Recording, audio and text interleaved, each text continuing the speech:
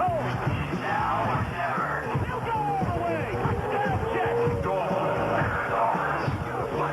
Five by Ricky. They're down. Better start making some plays. All right, Miami. The time is now. Game time, baby. Game time. The East is wide open. The Vikings need to be off.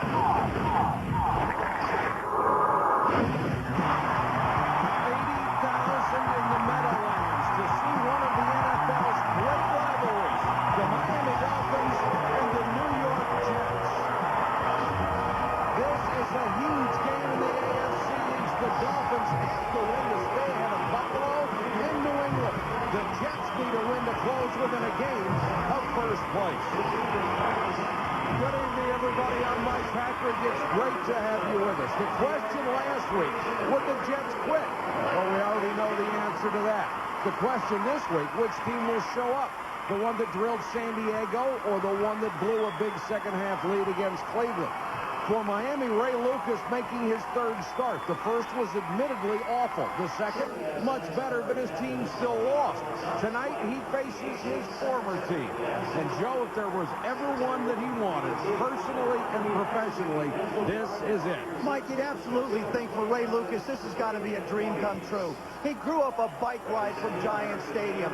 He was a Jet for a while. The thing is, the guy he's playing against tonight is the guy that replaced him on the roster. There are so many reasons why you think he'd be all geeked up for this game. He's not. When I had a chance to talk to him yesterday, he simply said, I don't care about any of those things. I just want to get a win somehow, some way. Last week, Dave Wanstead said, it doesn't have to be on Ray's shoulders. We need to help him out. I don't necessarily agree with that tonight.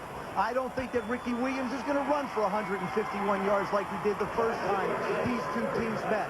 I believe that if the Miami Dolphins are going to win, it's going to be because of Ray Lucas, not in spite of Ray Lucas. Now, Paul, we know why Ray's playing. Jay Fiedler got hurt. But, boy, when you think about the Jets, there's a whole other reason why a change was made. Well, we talked to head coach Herman Edwards on Friday, and he said 5 weeks ago, I know I had to add a spark to this New York Jet team. So that means a change of quarterback.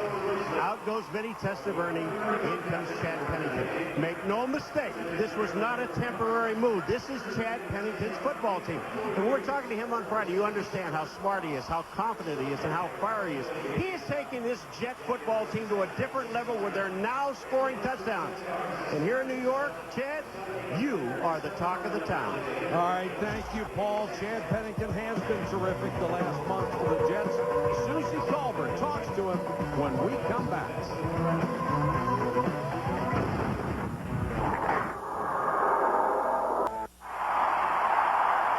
Welcome back to the Meadowlands. The Jets have started Chad Pennington in 4 straight games. In each one, his quarterback rating has been over 100. No one else has ever done that in his first 4 starts. And just using those 4 games, he's number 1 in the NFL. Susie, to some, he's an overnight success, but we know better.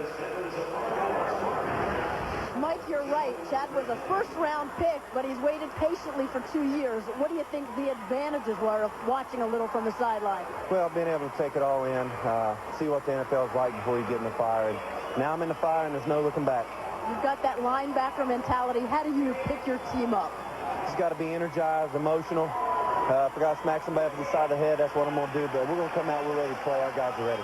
Tonight you faced a couple of the best cornerbacks in the NFL. You haven't really seen press coverage like that. How will you and your wide receivers handle it? Well, we got a challenge in front of us, but you wouldn't want it any other way. We're challenged tonight. We got to get open. I got to make some throws, and we got to make plays in order to win.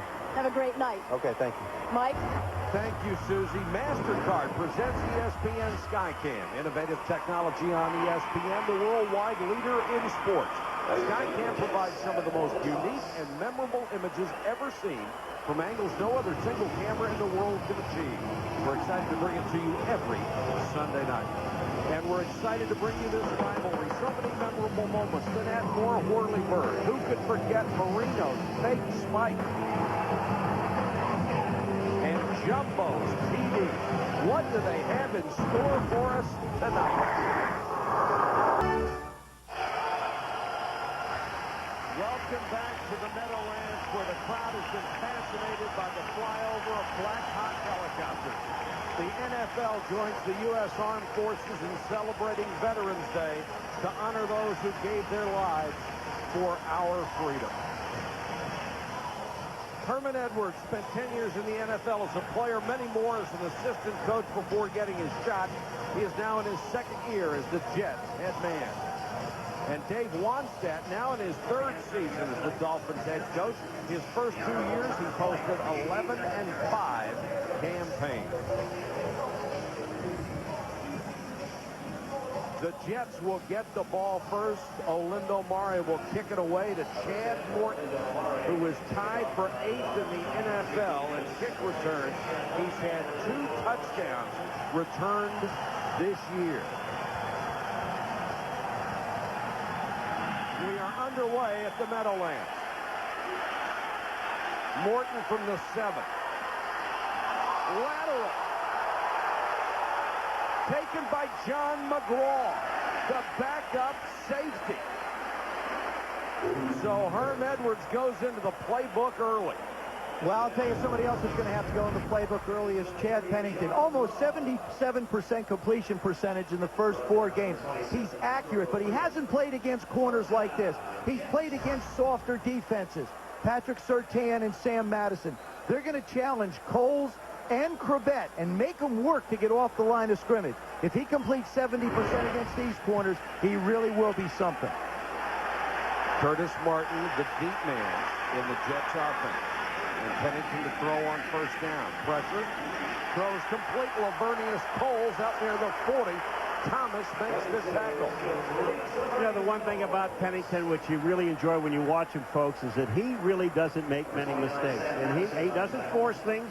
He doesn't go deep as much as they would like sometimes, but you look at what he does. Watch how easy this is for him.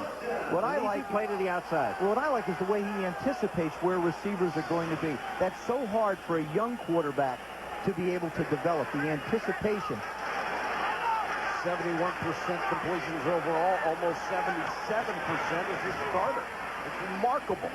Pennington again, he's 2 for 2. Both have gone to Lavernius Coles, and they're in Dolphin territory. Gain of 15.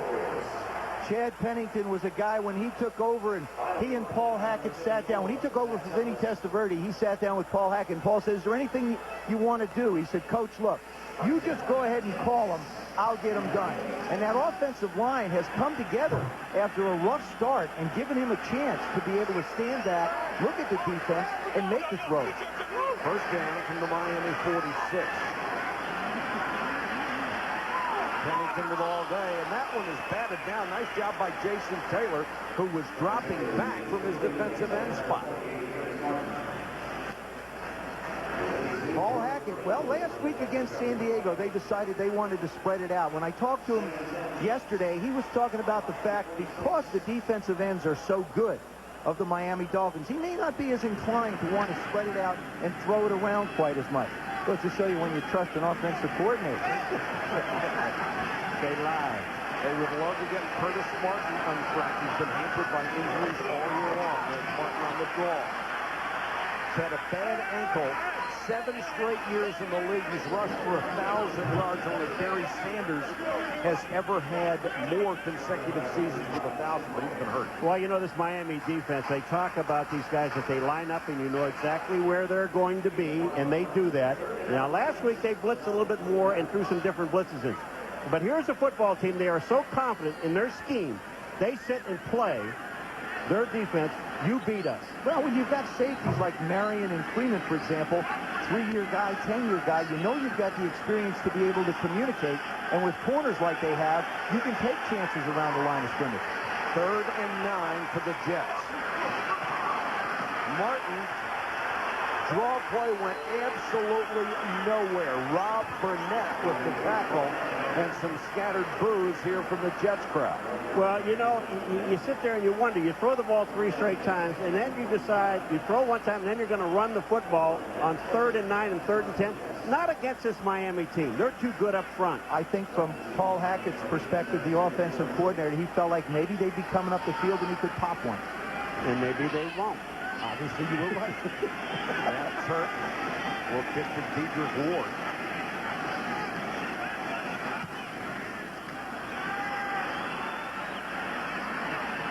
Hits at the 5 and kicks into the end zone. 45-yard kick, but a net of only 25.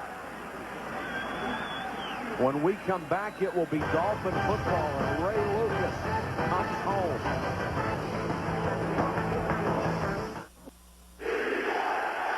Early first quarter, the Dolphins and the Jets from the Meadowlands. Miami takes over for the first time. The Dolphins will start from their own 20-yard line. Ray Lucas leads them out. Ricky Williams, the deep setback. Williams gets 5. Now, there's a reason why Ricky Williams is here. This team has been wanting to run the football for years, and this guy can run the football. What he does for this football team is he now enables them to pass whenever they want to. As long as everybody's concentrating on Ricky Williams, you can do almost anything else you want to do in your offense. He's got a pretty good average against the Jets here. Whoa. 6.3 yards. Movement. Sean Ellis came across early. Was he drawn? Tight end.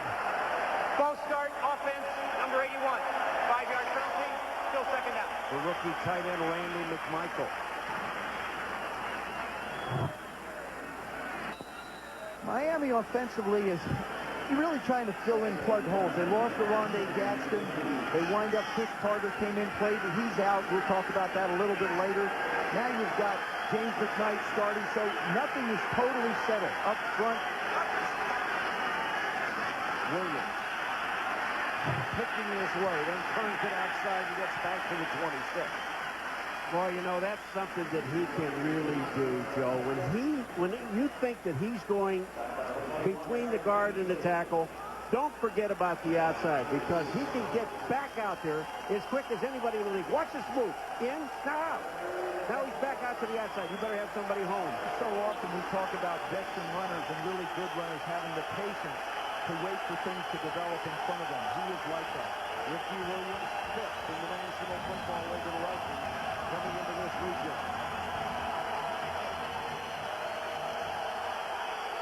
Lucas to throw. Almost intercepted right into the hands of Donnie Abraham, who has 34 career picks, but he couldn't hold that one. Well, one of the things that you wanted to see was how good Ray Lucas's shoulder was. So he threw the ball fine. His shoulder looks like it's in great shape. But the problem with it, Donnie Abrams just really jumps it. Now, Chris Chambers, if he's got a post route, he's got to keep on coming. I put that on the receiver as much as I do the quarterback, because you're throwing to a spot if you're the quarterback. Receiver's got to help you out. Nobody has averaged better than 20 yards a punt return since Bob Hayes did it in 1968. Right now, Santana Moss is over 20.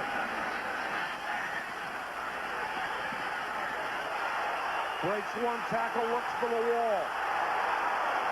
He's exciting, isn't he?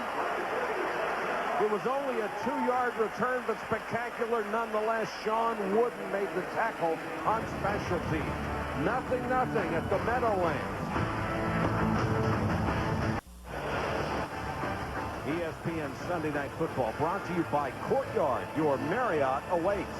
Mazda. Log on to Enhanced TV at ESPN.com for a chance to win a Mazda 6 Sports Sedan and other great prizes. And the extraordinary NFL XL deal from Pepsi. Only at Pizza Hut. See participating stores for details.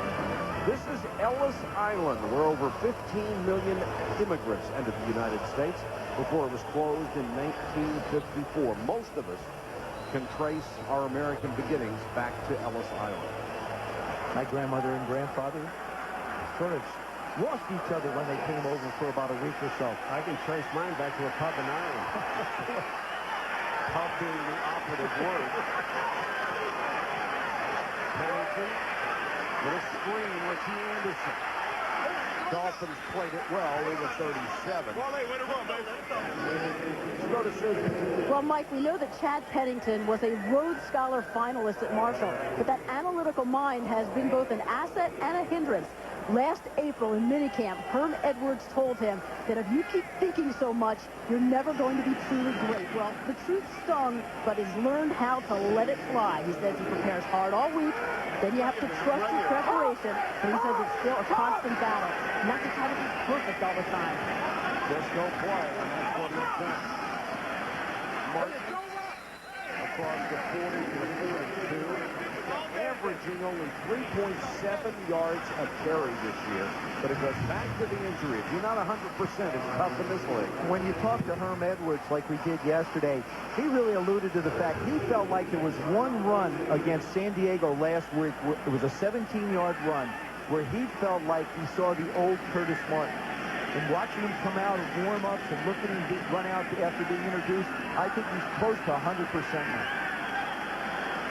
3rd and 2. Santana Moss checks in as a third receiver.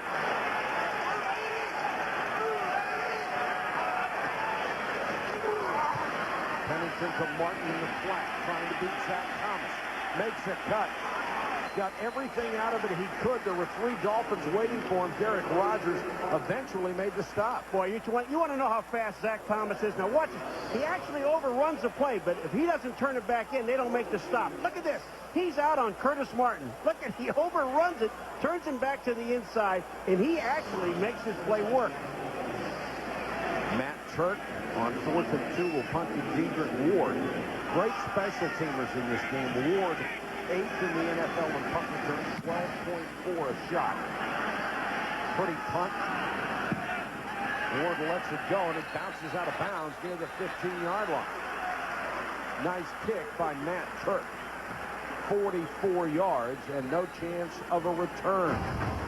Ray Lucas, nearly an interception on the last series. What will he do this time? Dolphins take over at their own 14-yard line in a scoreless first quarter tie from the Meadowlands. Ray Lucas starting to into Jay Fiedler. It has not been a good ride so far. 8 turnovers in the first 2 games as a starter. That hasn't been done in Miami since 1969. Ricky Williams on the toss has no chance. Sam Coward, a tremendous package they picked up from Buffalo, made the stop. After those 2 devastating losses for Lucas to Buffalo and Green Bay, he says he has a lot to prove. Somebody told me a long time ago, if you could look a man in the mirror and not turn away, then you're doing pretty good. And I'll tell you, the first week against Buffalo, I looked in that mirror and I almost broke it. It's getting better. You know, I just want to look in there and say, you know what? You did well today. Period. He's very honest, very bright, got a great personality. Very, very likable, man. Yes, he is. Williams. And the Dolphins with Norv Turner as the offensive coordinator coming up very conservative right now. You know, Joe, it looked like you set up a play action, but that time they didn't even pay any attention to Lucas. I don't think you can put Ray Lucas in a situation where he's going up against a defense that features a Josh Evans and the linebackers with Mo Lewis because they cover so well. And in the secondary, Abraham almost picks one off. Nickens comes in as the nickel. You're making him work the whole field. I think they have to give him segments on 1st and 10 if they want to have an effective passing game. Faces a 3rd and 14 here. Draw play, fumble, the ball's still loose. Mo Lewis had a shot at it. It squeaked away from him. The Jets say they do have it. And they do. This was supposed to be a draw play. Robert Edwards doesn't even expect the football. No, he doesn't. Watch this. This is supposed to be a draw. Look at 47. Watch him. I mean, he's got his hands up, but he's also got a defensive lineman, Josh Evans, in his face. So he's looking at Evans. Look at this. Look at Edwards. Now, did Lucas go too far back? That's the only people that are going to be able to answer that question, the coaches. I always believe that fumbles, unless they're in the possession of the runner or the receiver, they're the responsibility of a quarterback. And this is what Dave Wannstedt has been stuck at looking at for the last 2 weeks. Great break for the Jets. 1st and goal. Martin. Curtis Martin, touchdown.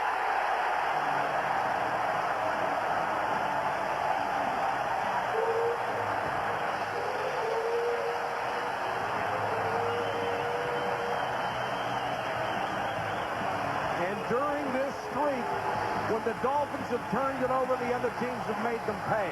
Well, this play, if you think it's a cutback, it's not. This play is designed to go to the right. Sewell was a blocking back, goes left. And Curtis Martin comes back right. It was all designed to go there. Kareem McKenzie, number 67, the right tackle, got an excellent block as well. John Hall for the point after. 7-0 Jets. Curtis Martin at 205 pounds runs a lot harder than that. He dragged the linebacker into the end zone.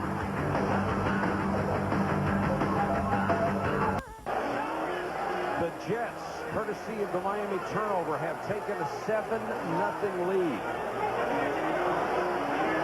Lucas and Edwards couldn't get together on the handoff. The ball lay on the turf seemingly forever until the Jets pounced on it. And turnovers have just killed the Dolphins the last 3 weeks.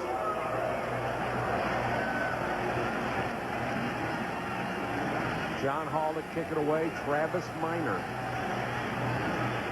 is deep to return. High, short kick. Minor from the 12. Across the 30 to the 31. Joe, go back to the last play. Well, what happens, you see Ray Lucas is going to come straight back, and Robert Evans just really doesn't slide over. Excuse me, Robert Edwards. Josh Evans is going to blow right up the middle. He's pushing Tim Ruddy all the way back. It sort of gets in the middle of everything. Nobody realizes the ball's on the ground except the Jets, and they wind up pouncing on it. When they lose, the turnover story is the difference. In 8 losses, 35 giveaways, 1 take. Now, that's over the last 2 seasons. They average 4.3 turnovers per loss. So when they start turning it over, they don't slow down. Out of the eye this time, Rod Conrad is the fullback. And Lucas to throw. Nice bootleg throws on the run. He's got Chambers across midfield. Remember I told you a few minutes ago about the play action in the bootleg and nobody paid any attention to Ray Lucas? Well, this time when he comes out to the outside, there's nobody to force him. So they're not even expecting this. They're thinking he's going to give it to Ricky Williams. Here's the fake. Watch this. When he comes out to the outside, there's nobody there. And to me, this is what you have to do with Ray Lucas. I don't feel that he is going to be comfortable in the pocket throwing the football. I think North Turner's going to have to play action him and move him. Well-designed that time, and it paid off in a big game. Wiggins on the draw. And Sam Cowart all over him again. Cowart missed all of last year with a torn Achilles. The year before that, he was in the Pro Bowl. Well, Sam Cowart told us yesterday, or day before yesterday on Friday, so they're going to give the ball to Ricky Williams, and I'm going to tackle him. That's exactly what he did. He said, I'm watching him. He gets the ball, I'm going to be there. That's the second time. You remember just a couple of plays ago, on the sweep. He ran him out of bounds for a 5-yard loss. This guy is a terrific player and a wonderful addition to the Jets defense. 4-man rush. Lucas almost intercepted again. Donnie Abraham had that one hit him. I promise you, you give Donnie Abraham a chance to get his hands on too many passes, he's going to take them back. He's already got 3 interceptions this year. Should have a 4th. Ray Lucas fires this ball out to Randy McMichael, his rookie tight end, but McMichael never really gets his head around. It goes right through his hands. Well, Donnie Abraham was doing the thing he was supposed to do. He was watching the receiver and not the ball. That thing would have hit him in the head and knocked him out. Played for Herman Edwards in Tampa when he was an assistant there. Lucas puts his head down for extra yardage, taken out at the 43. They'll have to punt. In the last 2 weeks, Santana Moss has become the 10th player in NFL history to return a punt for a touchdown in back-to-back games. The first to do it since J.T. Smith of the Chiefs back in '79. No player has ever returned a punt for a touchdown in 3 consecutive weeks. And Mark Rawls, if you're smart, you kick this ball, aim it to the left-hand side, to the 10-yard line, and kick it up in the stands. Don't pooch this. Don't do anything except kick it off the field. Don't let him touch it. Watch this. That goes right. They're going to try and come in and block it. High floater hits around the 6. And down by the Dolphins, 33 yards. You know, That's not bad. if you're my special teams coach right now, you've driven me absolutely crazy because you don't want me to do it. I do it. It turns out okay.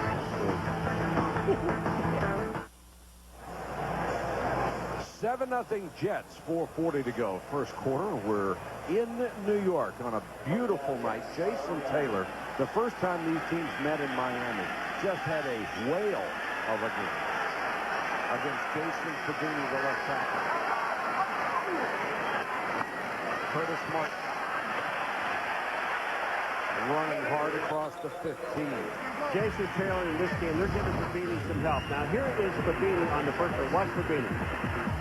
Jason Taylor gets around him. Now he's back on this side with McKenzie, and Thomas is going to help out. That's a double team. Here's Fabini again with help, but watch this. Jason knocks the ball down. Now this is Fabini without help. Jason Taylor beats him to the inside.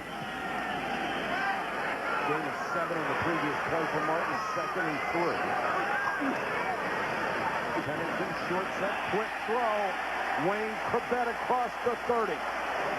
Don't you love what Pennington told Moss in Panama? They said, hey, you know, I'm only throwing to the guys that are open. Yeah, if you get open, I'll throw it to you. First guy open, and that play was Wayne Corbett. Wayne Corbett has become somewhat the lost man in New York. Lavernius Coles has stepped up his game, which he's had to. Santana Moss has started to get worked into the mix. I still think Wayne Corbett is the key to keep the chains moving in this offense. That was only his 25th catch of the year. He's number 3 all time for the Jets. Little option to Martin from Richie Anderson. Curtis Martin near midfield. Pretty play. 19 yards. I love this play. I really do. I saw it earlier today. Yeah. And what's so great about it is the misdirection by the quarterback freezes the defensive line. And then what happens is you now have a halfback and a fullback running an option on an end that's basically unblocked with the other players going the other way. 6 carries, 36 yards so far for Curtis Martin.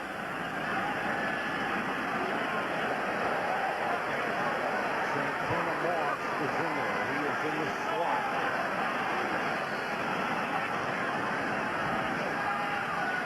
Pennington looks deep.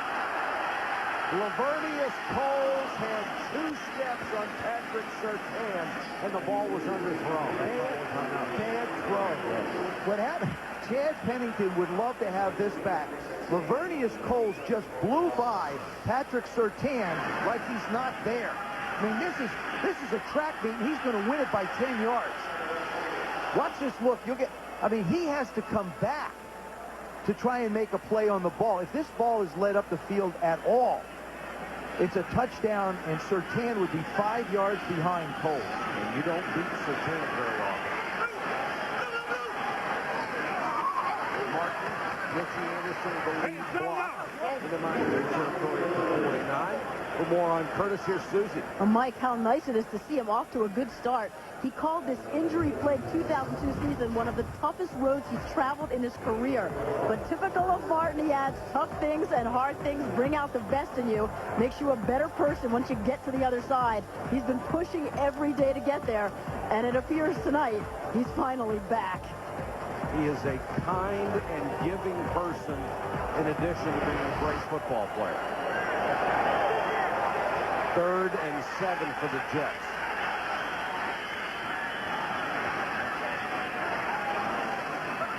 Four-man rush. Pennington unloads in a hurry. Coles almost made the juggling catch, but it was Jamar Fletcher, the nickel corner, who stepped in to get a hand up. You know what I really like about this play? What Coles did. Now, Fletcher makes the play on it, but Coles still doesn't quit. Even though the ball is knocked up in the air, Lavernius Coles still makes a play. Jason Taylor was a little bit upset because Fabini hits him in the face and then comes down and punches him in the face. And Jason wants to know what's going on. Little extra.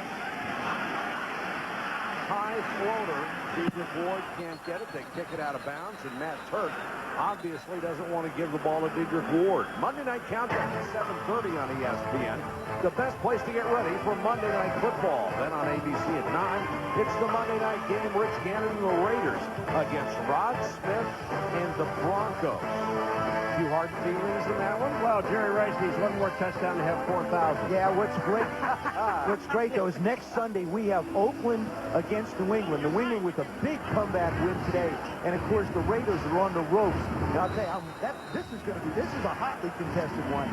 Next week for us on Sunday, that's going to be special. You know, when you said Jerry Rice needed one for 4,000, I thought you were telling the truth.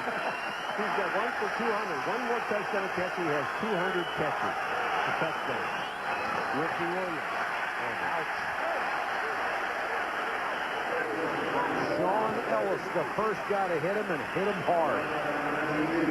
And he's got a bullseye on his chest right now with the passing game not going anywhere. The last 4 games, only 3.1 yards a carry. And, Paul, when they got 8 or 9 men in the box, I don't care who you are, Ricky Williams or not, you can't run. He said yesterday, I expect 8 or 9 in the box, but when he's the only thing you've got, and that's all they have, they're going to gang up. Look at these guys. They're just waiting for him to run. 6 carries, 4 yards. Lucas under pressure. Steps up and throws to Williams. You can't hand it to him, throw it to him. And when Josh Evans went back to make the tackle. Four guys hit him. I'm sorry, John. That's good, Bob. Ted Cottrell, the defensive coordinator of the Jets, has said after the bye, which was a couple weeks ago, he felt like this team started to come together. He thought because they were a part of his scheme last year, they would get it, but it's taken him a little while. Now he feels like Jason Ferguson and Josh Evans and Larry Webster, the 3 tackles, understand what they have to do in the middle. Another big third down for Miami, 3rd and 5. And a complete pass is going to be a first down, and McMichael on the ground was drilled by the safety, Sam Garnes. And that's going to be the final play of the first quarter. The Jets, courtesy of a Miami fumble deep in Dolphin territory, have the lead after a quarter at the Meadowlands. 7-0 Jets. Back after this.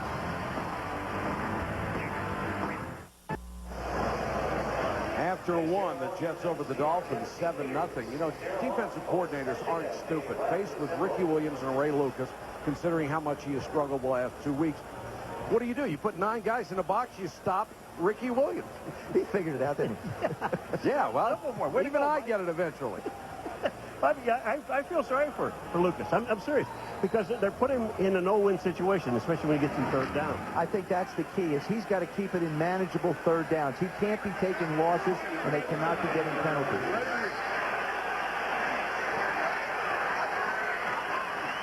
Play action on 1st down. Lucas with time, rifles one, complete down to the 39-yard line. That catch made by McKnight. Damian Robinson made the tackle. Play action. Well, I think that's the way to go with Ray Lucas. It seems like he's more comfortable when he gets a chance to move around a little bit, whether it's on a sprint out or whether it's in the pocket. He does a nice job of surveying the defense and then throwing the ball to McKnight. Now, McKnight is starting because Chris Carter is out with what appears to be a kidney problem. Just signed out of the HBO studios. Comes in and plays 1 game and then hospitalized this week. Hopefully he'll be fine. Williams dances through a hole down to the 37-yard line. Let's go to Susie. Mike, as mentioned, it's homecoming for Ray Lucas. Grew up just a few miles from Giant Stadium in Harrison, and he played high school ball there. He said it was hard-nosed and tough. He was actually just biking distance away from here. He said, well, that's if he could afford a bike. Instead, he and his buddies walked the train tracks from Harrison to here. One Sunday, as a 12-year-old, he came to the parking lot wearing a Cowboys jersey, taunting the fans while the Giants fans pulled off his jersey and threw it on the barbecue grill. It's tough here in Jersey. Absolutely. They don't catch any slack. Lucas, this one is intercepted. Donnie Abraham, who'd had 2 previous chances, but there's a flag now. Well, Todd Wade, number 71, the right tackle, lost his helmet. If he loses it, he can't get penalized. Well, they usually don't fall off. Well, no. But the Defense might because it got helped off. Illegal hands to the face. Number 75 defense. That's a 5-yard penalty. Automatic first down. That's the veteran Larry Webster. Well, I would tell you what, the guy's face, if it's Todd Wade, 75 is Webster. He's inside. Now, he's moving inside. Well, he didn't do it. No, he didn't do it, but he got called for it because Wade is standing. I think it was Sean Ellis, number 92. He ripped his helmet off. Now, there's a big one. We said before, you throw at Donnie Abraham enough. He might have missed one early. He might have got a hand on one. He's not going to miss too many. No. That's the way he was. He was so opportunistic down in Tampa, and that's why Herm Edwards coveted him to get him here. 34 career picks. I'd run play action at Ricky Williams every time. Watch this crowd he draws. Williams. Taken down by Garnes, but he reached for 27. One thing about keep handing the ball to Ricky Williams, I know this guy is tough, and I know that he loves to carry the ball. But there's only so much of a beating you can take in a ball game before you wear yourself down. I got to be honest with you. I don't think so. I think Ricky is one of those great backs that the more you feed him the football, the more he's going to produce for you. I don't look for him to have big yards early in the game. I look for him to break it late when everybody else is tired from hitting him.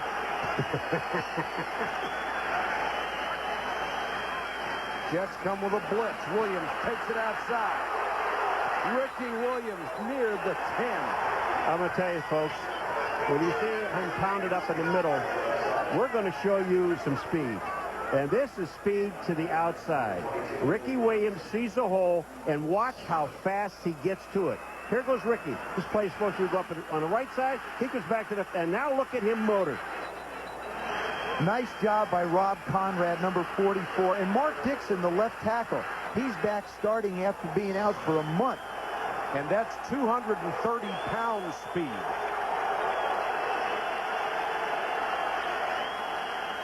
Draw play to Williams. Picks his way this time for just a yard. Mo Lewis was there. Now, this is where Norv Turner, the offensive coordinator of the Miami Dolphins, has really got himself a bit of a quandary. He's got to make a decision. Do I go play action here and put the ball in the hands of Ray Lucas to make a throw, or do I run Ricky Williams? I personally think if you're going to throw, this is the down you throw on, because at least you have the threat of a run, and you may be able to get an isolation with Chris Chambers, possibly crossing across the field, or Randy McMichael, the tight end. There's the play action. Lucas can't find anybody, and then throws for the back of the end zone. Chambers, touchdown. Wow. What a throw, what a catch, what a call. What you're seeing is the offensive coordinator, Norv Turner, really understanding the capabilities of his quarterback. Let's fake it. Now look at the throw. I think Ray Lucas throws better on the run than he does standing still. Look at those 2 feet get down. Is that pretty? Oh, what a catch. Oh, that's sweet. What a sweet catch. And Chris Chambers is a guy that they really count on. Ray Lucas appreciates it too. They're going to challenge it. See, this is a bad job by who's ever advising Herm Edwards, okay? Because on the replay, you can see that it wasn't bobbled. The Jets are challenging the ruling on the field that the receiver caught the ball in the end zone for a touchdown. We'll review the play. The only hope they have, and you can see Herm Edwards make the motion that he was juggling the ball. Obviously, his feet were in. Watch. Look at his hands. He's got the ball. Well, that's a touchdown. And when he comes down, that's a touchdown. When he comes down. Now, if he would lose the ball here. Ooh. If he would lose the ball here. Ooh. Did I say it if he would lose? Ooh. Well, you've got to come down with the ball. This is a catch. Both feet this in is down. Touchdown. But you have to come down with control of the football. Yes, you do. And he did not. Ooh. Now see if the ball hits the ground as he bobbles it. If it does, it's incomplete. Boom. His elbow hits. And the ball hits the ground. See, I think it should be a touchdown because he's got both. He has control of the ball in bounds. Okay?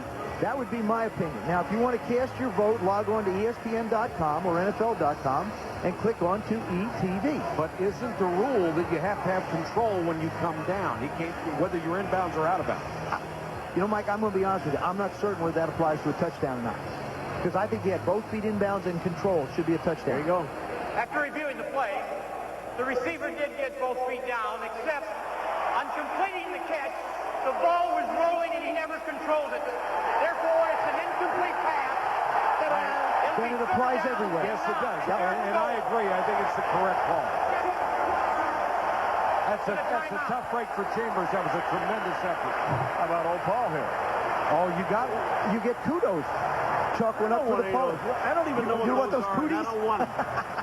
Well, you get a pat on the back. But you know on that last play, Ray Lucas, when he ran a play action, when you play action with Ricky Williams, and we're going to see this all night long, when you do that, he demands so much attention. If he would have just taken off in the beginning, he might have been able to score himself. Now, here's where Ray Lucas has to be composed. They've just had a great play taken away. What does Norv Turner call? I think you call the same type of a play. I think you're better off running crossing routes or possibly even a quarterback draw. Edwards is in there as the third down back on 3rd and goal. Lucas over the middle, almost intercepted, knocked down by Cowart. Boy, has he had a great first half.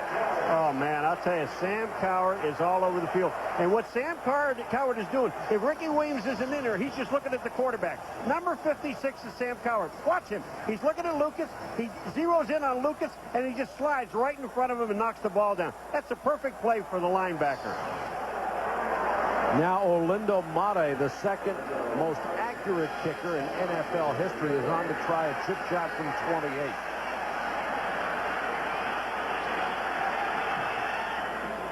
And he's perfect. Well, you can hardly blame the lack of a touchdown on Ray Lucas. He threw a perfect strike on 2nd down.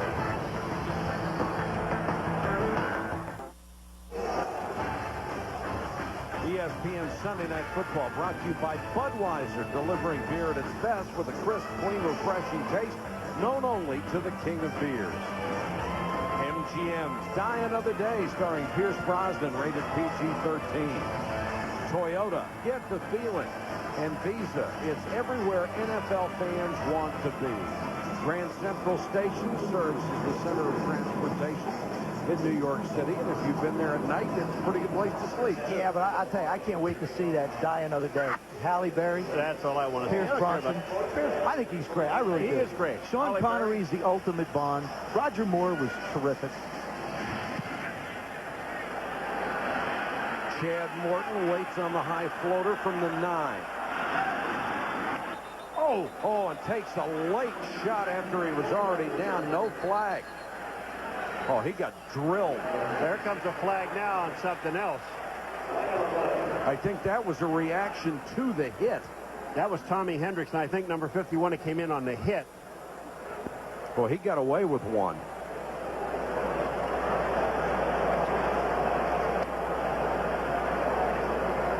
It's against New York. Oh, wait, whoa.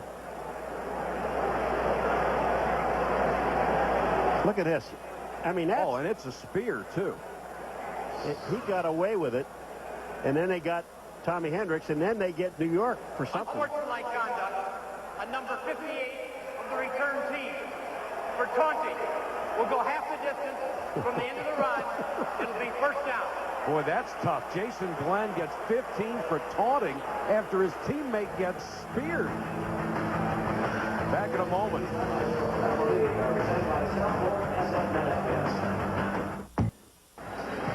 11:26 to go. First half of play. Mike Patrick, Joe Theismann, Paul McGuire, Susie Culper, a cast of thousands with you from the Meadowlands.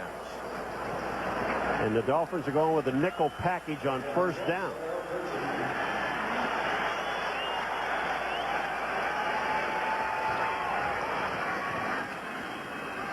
Draw play. Martin. Zach Thomas makes the stop, but all the way down to 24, gain of 11. Well, we saw Ricky Williams make a move and get to the outside. This was supposed to be a draw play up the middle. Watch Curtis Martin break to his left. Watch how nice this is. Smooth move, back to the outside, sees the open area, picks up the first down. Well, what happens, Patrick Surtain comes on a corner blitz and went right by him. Sort of waved as he went by. 8 carries, 50 yards. He has had only one 100-yard game this year because of that bad ankle. Draw play, Martin. Shakes one tackle, gets out to the 26. If the next time you're working out, think about doing Curtis Martin's workout.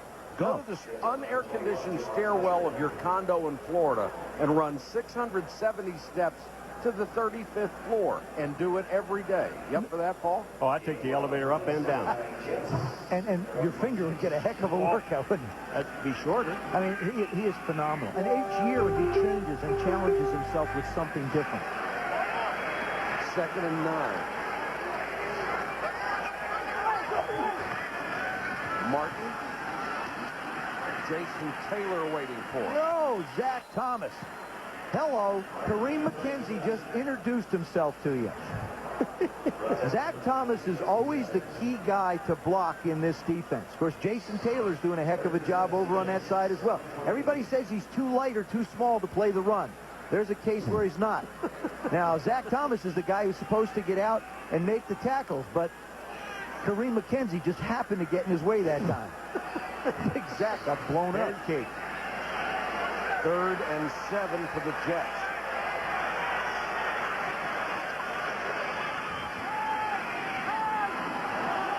Pennington, flag is down. Moss out of bounds. Covered by Fletcher, and the pass sailed wide. Let's check the penalty.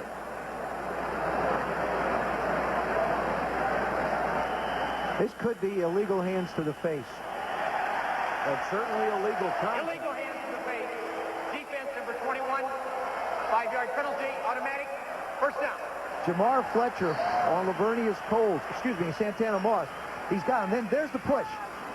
Boy, they are nitpicking. I mean, that is, you can't touch a guy. He hit him in the face, though. I realize that, but, I mean, you're running backwards. He's running at you. You throw your hand out. It's a flick. Watch his left hand. They're running. Jamar just bang right in the face. Hey, it's a penalty. That's the way the rules are called. You got to stay away from it. You want to jam him up front. So it's a first down at the 33 for the Jets, and back to the ground game with Martin. Lowers his head and runs into Zach Thomas to check in with Susie. Mike, expect to see a lot of Santana Moss tonight.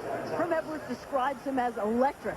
But you know what? He's playing with a chip on his shoulder. The #1 pick last year endured an injury-plagued season. He said the most frustrating thing was the misconceptions that developed. People questioned his work ethic just because they didn't get to see his heart, his up-tempo attitude. Pains him to see the doubters, but Herm kept telling him, your day will come, and it's coming this season. And he said this series reminds him of Miami against Florida State. Everyone gets geeked up for this. Blitz coming. They go to Coles on a flanker screen. Lavernius Coles trying to get to those first down sticks. Taken down by Derek Rogers. Patrick Surtain has the tackle, and he doesn't make it. Well, he's been throwing his body around. But what I noticed on this one, Paul, is, and we talked to Chad Pennington about it, sometimes he says, instead of just thinking and throwing the football like we talked about before, he tends to try and aim it. That time, I think he tried to make the right kind of a throw, and it didn't get out quite as quickly as I think he would have liked. 3rd and less than a yard for the Jets at their own 42. 7:55 and counting first half. Pennington, quarterback keeper, has it and then some at the 45.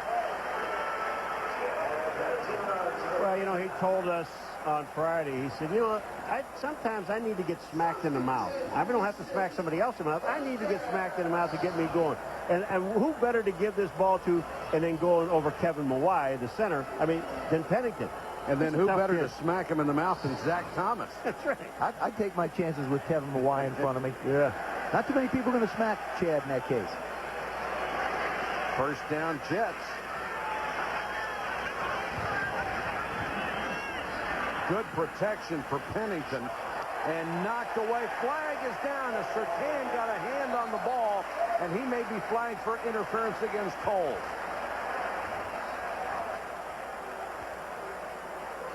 Patrick Surtain is going to press and stay with him. He's on him, hanging on a little bit. Whoa.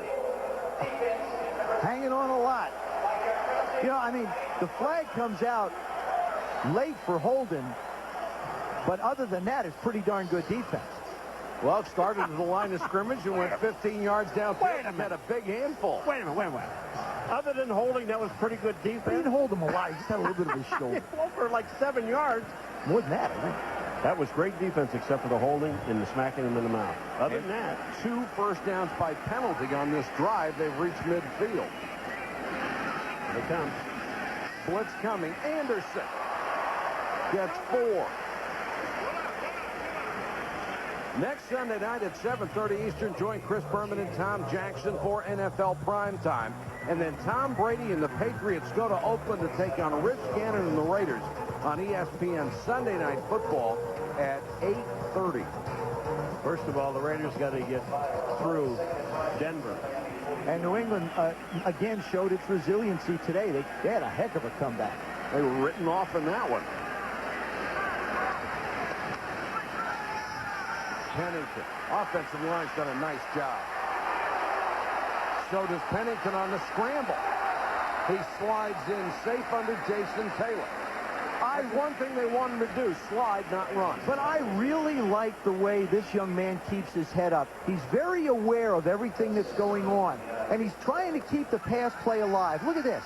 Step up, look to your right, don't have it. Step up, keep it alive, still looking up to try and make a play. Now the good thing about it, once he makes the decision to run, he tucks the ball away. So many quarterbacks hang the ball out like a loaf of bread and wind up getting it knocked away. Pennington's longest run this year, 14 yards. It's 3rd and 5.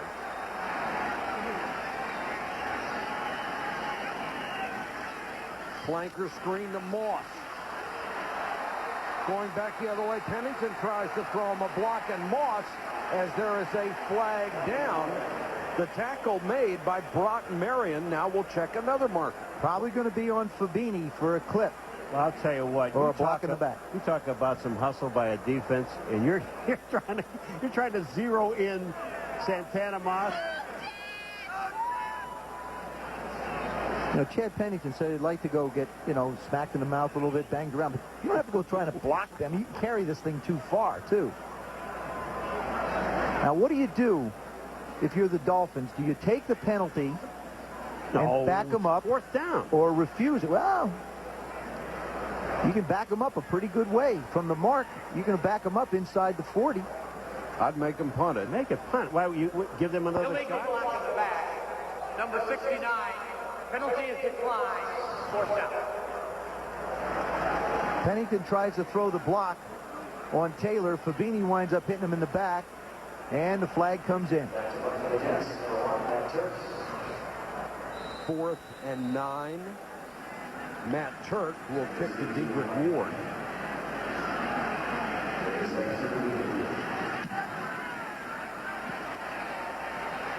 Turk hands it high. Ward lets it go.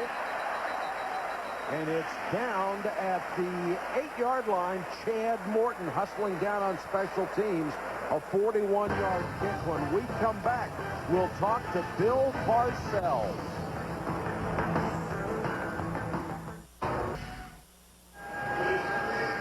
Jets on top 7-3 second quarter. One of the great coaches of all time, Bill Parcells, has graciously agreed to join us on the phone. The only voice of reason on our 2-hour pregame show. And he will be, we'll get a couple of questions for Bill in a minute. Ricky Williams, the deep man in the eye. They start from the 9. And Williams gets 3. Coach, what did you see in Ray Lucas that made you believe in him? I mean, in '96, you took him as an undrafted free agent when you were with the Patriots. Well, Joe, I can't say it wasn't just a little bit of luck. He came up to our camp as a free agent, and, he was on special teams. He was just trying to make the team, and he looked like he had a little toughness, and we tried to work him into the receiver position and a couple other spots. But we still weren't sure at the end of the first year what he could do. But he was active for the Super Bowl and played on special teams that year. 2nd and 7. Williams hitting the backfield and planted by Josh Evans. What made you believe he could finally play in this league?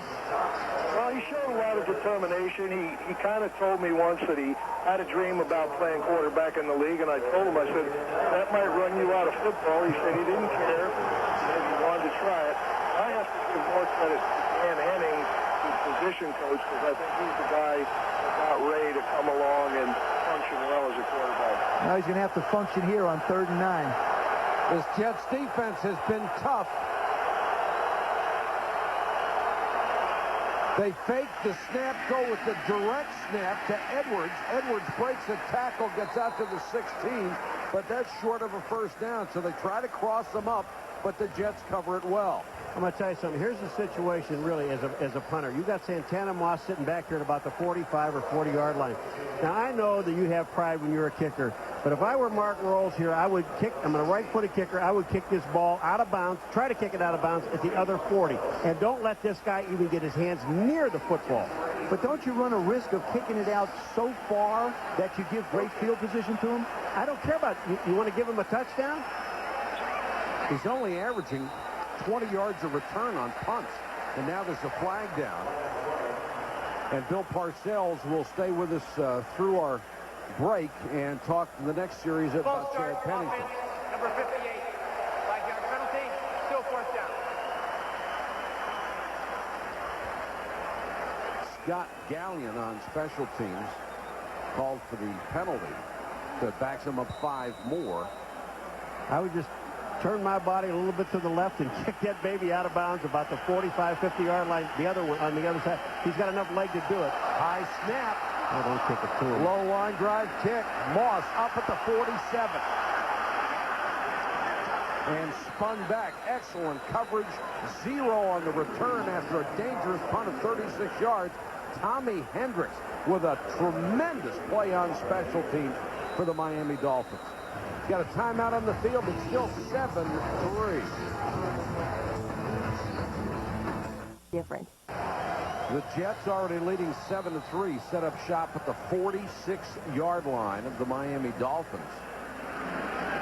Say what, you've got to give this Miami Dolphins defense a lot of credit, and the Jet defense. They are playing extremely well. Pennington has only thrown for 45 yards, but he is hitting 70%. It's been the hallmark for him as a starter. Fake it to Anderson, give it to Martin, and look at that Dolphin defense swarm. Coach, you had Vinny and Ray Lucas on your roster when you went and got Chad Pennington. Why?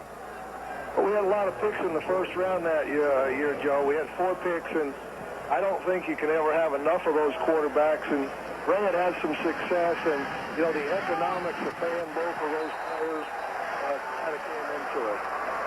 A perfect strike from Pennington to Corbett for 16 yards. He takes the hit and holds on. You also had a chance to work with a lot of great ones. Sims, Bledsoe, Vinny.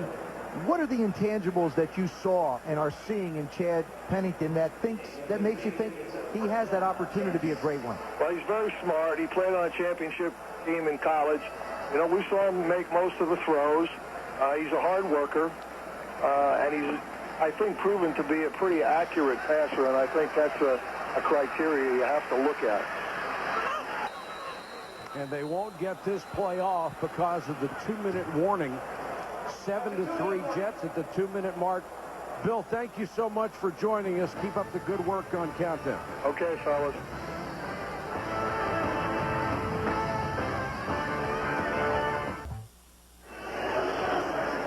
Coming up at the half, the Kia halftime show with Chris Berman, the fastest 3 minutes in television, our big sticks, and an overtime thriller in Pittsburgh. All coming up on the Kia halftime show, that and more. The Jets have reached the 33. Pennington under pressure. Martin. Zach Thomas is there to push him out of bounds. Well, against Green Bay last week, 2 screens went for a touchdown and 18 yards. So you got to figure the Jets somewhere are going to try and run some kind of screen, and this was a good situation, except Zach Thomas didn't get caught out of position that time. I think he's staying with Curtis Martin. You know, the Jets in this year so far, they had 17 drives against the Miami Dolphins. 17 drives. And they've only scored 1 touchdown, and that was that 6-yard one after they turned the ball over. That's amazing, this Miami defense. 2nd and 7. Great protection for Pennington underneath to Curtis Martin. He's down to the 23, near a first down. If he's on the 23, he's got it. Then he's got it. And Pennington calls timeout with 1:41 to go. Joe, you mentioned the screens on the Monday night game. Does anyone run the screen better than the Packers and Brett Favre? Well, Mike Holmgren, for example, is back on the competition committee this year. You'll notice that the rule for quarterbacks has been changed this year. If it's a screen and the quarterback throws it into the ground, previous to this, when Mike wasn't on the competition committee, it was intentional grounding. Now, I don't want to say that there's one specific way to get it back, but it happened with Mike Holmgren back there. You know, Mike Sherman up in Green Bay runs them. Mike Holmgren runs them in Seattle. All those West Coast guys love screens, and Mike Holmgren's the guy that makes it happen. Don't you just love it? I don't want to say it, but I'll say it. You weren't going to say it. Well, I wanted to. I didn't want to, but I really did. So. Boy, you can't stop when you get going, can you? I don't want to say this, but I'm going to say it anyway. Sometimes the foot goes in, sometimes something comes out. I never know. I'm confused. He's on the competition committee that's back in, okay? His teams are good again. Yeah, there you go. 1st and 10. Pennington looks for the end zone. Coles was turned the other way and never picked up the ball. Oh, but I'll tell you who did. Was that Sam Madison? Sam Madison did. What? Sam Madison played this thing absolutely perfect. Here he is. Watch what Sam Madison does now. He's got his eye on that ball the whole way. That ball, he thought it was for him. And did you see Zach Thomas, how fast he got back there? I think Sam Madison plays the ball better than any corner in football today. He reminds me of a Deion Sanders type of guy. When the ball is in the air, he just believes it's his. He's wonderful. 2nd and 10. Blitz coming. Pennington hangs in the pocket and throws wide. Flag is down. It was intended for Chad Morton. Arturo Freeman was there, and he held. Holding. Defense, number 27. 5 yards, automatic first down.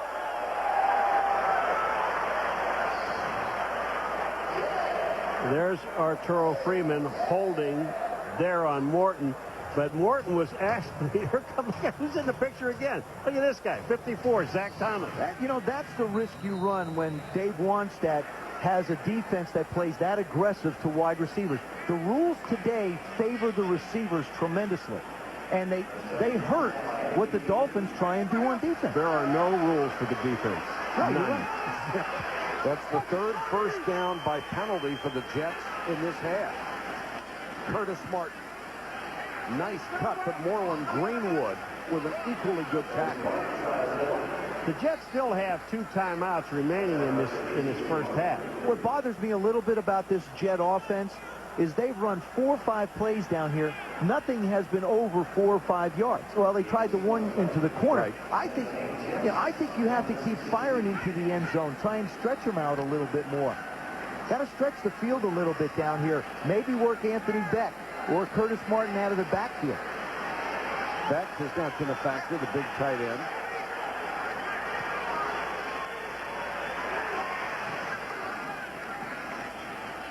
This one's for the end zone and too far. Intended for Lavernius Coles. Jason Taylor was applying the pressure. That was intended for the real end zone. I remember talking to Dave Wanstead. I was down to practice on Thursday, and he said, Chad Pennington's completed a lot of passes. I'll grant that.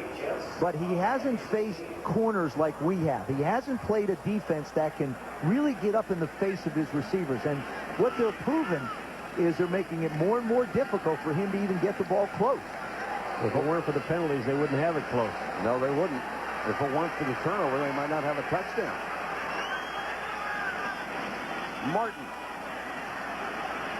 Very conservative call. Martin has stopped at the 12, and the Bluebirds are out. Oh, Buo.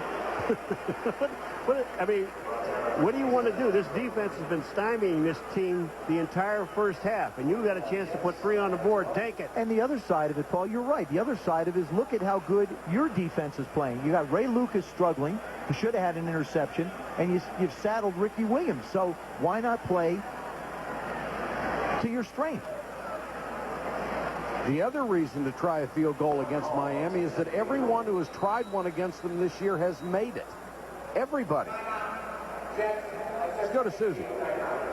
Well, Mike, it turns out that the relationship between Chad and Vinny has actually gotten better since Chad became the starter. Vinny's been his #1 supporter, checking on him, making sure he's okay, constantly offering reassurance on game day and all week long. Vinny had stressed earlier we're a team, still feels the same way, and I talked to him about it before the game. He said, you know what, it's easy to be so supportive of this kid because he is so respectful, such a good guy. He works so hard and fun to be around. Vinny says, look, 16 years in the league, this is how things go. But he's not quite ready to give up his dreams just yet. There's some goals and things that he still wants to attain. He's not exactly sure how he'll reach them. And, of course, everything seems farther away when you're not the starter. But next step for Vinny, we're not quite sure what that is yet. And he's very happy with the organization, Susie, even though he's the backup. They took care of him when he had that foot surgery in the offseason. The relationship couldn't be any better. John Hall, 30-yarder. And the Jets with a good finish to the half. Hall kicks the field goal, and it makes the lead 10-3. Let's go to Susie Culver. Susie. Herm, how much more can you do with Chad against this press coverage? Well, they're playing pretty good defense, and I think we're playing pretty good defense, too. It's one of those type games, and we just got to keep waiting for our opening and hoping we can get one.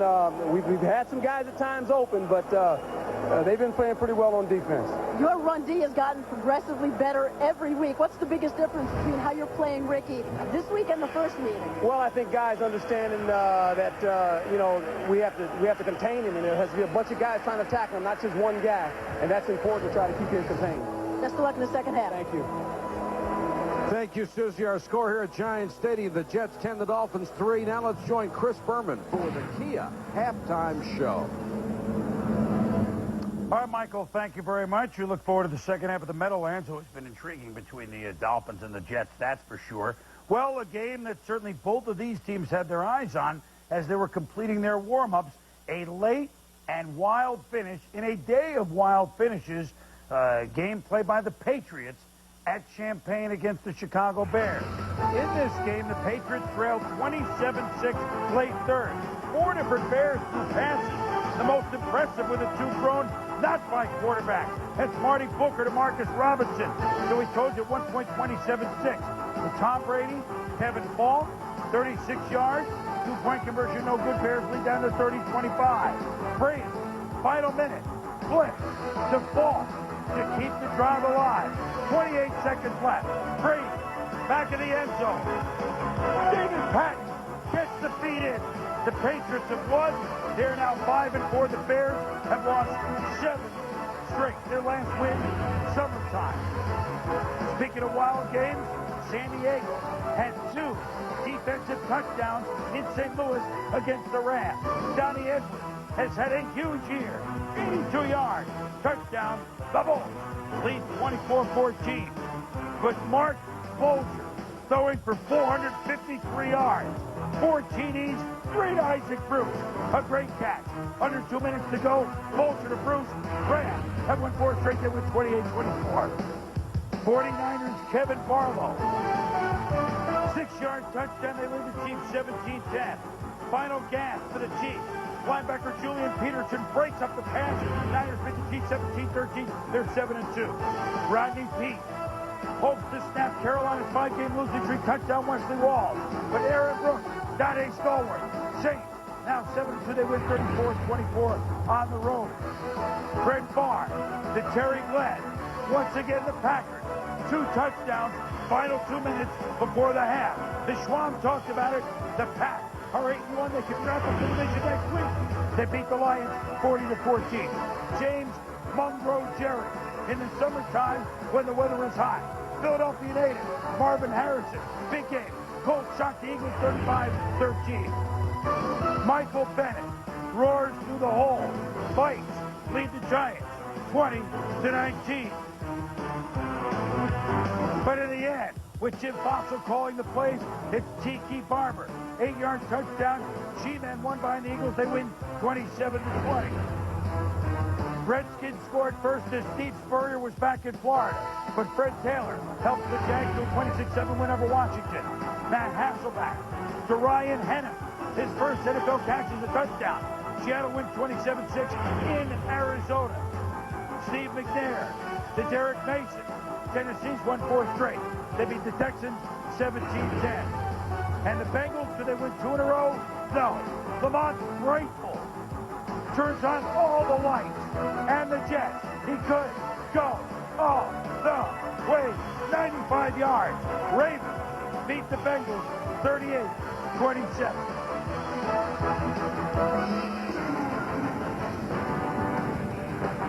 This halftime show is presented by Kia and the all-new Sorrento SUV. Kia, make every mile count. Oh, don't worry, we did not forget our game of the day, Steelers, Falcons, 5 quarters worth, and big. Show with your host, Chris Berman. 10-3 the Jets over the Dolphins at the half. A wild game in Pittsburgh between the Falcons and Steelers. Our game of the day. Neither team has played an overtime tie since the early 70s because they didn't have overtime then. That was the last time these teams tied. Tommy Maddox, Plexico Burris, touchdown. Burris setting a team mark and making a great catch. Steelers led over Atlanta 34-17. Michael Vick mounted a comeback. Atlanta's within 7:34-27 final minute. Look at him go to the corner. We're tied at 34. Todd Peterson for the win. Blocked by Brian Bitterin of the Falcons. We go to 2 minutes left in overtime. Tommy Maddox, who set a team record for passing yards, intercepted by Kevin Mathis. Atlanta in business in Steeler territory, but the defense holds. Jay Feely, 56-yard attempt, blocked. Steamy, Feely, blocky. One more play, though. 1 second to go. Can Tommy Maddox reach the end zone? What do you do? Knock it down or knock him down. Burris with the catch, but he's tackled at the 1. 34-34. Wow, what a tie. I've never been here before. I told the team, I don't know what to tell them. I've never had a tie. I know we didn't lose. I'll say that. We did not lose today. We squandered an opportunity, but we did not lose this football game. When the standings come out tomorrow, we have 3 losses. Both the Steelers and Falcons have won 4 and then tied when they're unbeaten the last 5. Tommy Maddox breaking the Steeler passing mark set in the late 50s by Hall of Famer Bobby Lane, who had a few belts and threw a few bombs.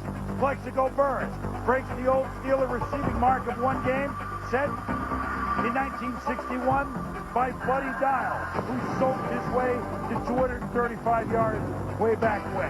Congratulations to both Maddox and Burris. NBA Fans Break Tuesday. Kevin Frazier, Sean Elliott, Tim Legler take you all around the league, all the games, and Tuesday at 9. Live look-ins, updates, etc. 10-3 Jets at the half. Big Stick, Vintage, and Today. Coming up. The Jets came in tonight looking to get back in the race. An early touchdown set the tone, and a reversal of a call had Dave Wanstead fuming on the sideline. And New York's defense has been rock solid, shutting down Miami's ground game with Ricky Williams. Welcome back to the Meadowlands, everybody. It is a defensive battle between the Jets and the Dolphins. And, guys, they have both been brilliant tonight on both teams. Well, he doesn't like it, but this is a defensive game. No, he wants it 45-44. I know, and he would love it. I think the people would, too. But when you look at the hitting that's going on, we're going back almost to the Denver-Miami game, Joe. Well, in somewhat of a reversal, the big thing is which quarterback is going to make the big mistake. Ray Lucas got away with one when Donnie Abraham picked it off. Chad Pennington's been very careful, done a good job of taking care of the football. I think that whichever quarterback makes the mistake is going to be the turning point in this ball game for the teams. Miami will get it first. Rob Conrad is back with Travis Minor. He'll be his blocking back on the kick return. There's Conrad stepping forward. Minor averaging over 27 yards a return this year. From the 8.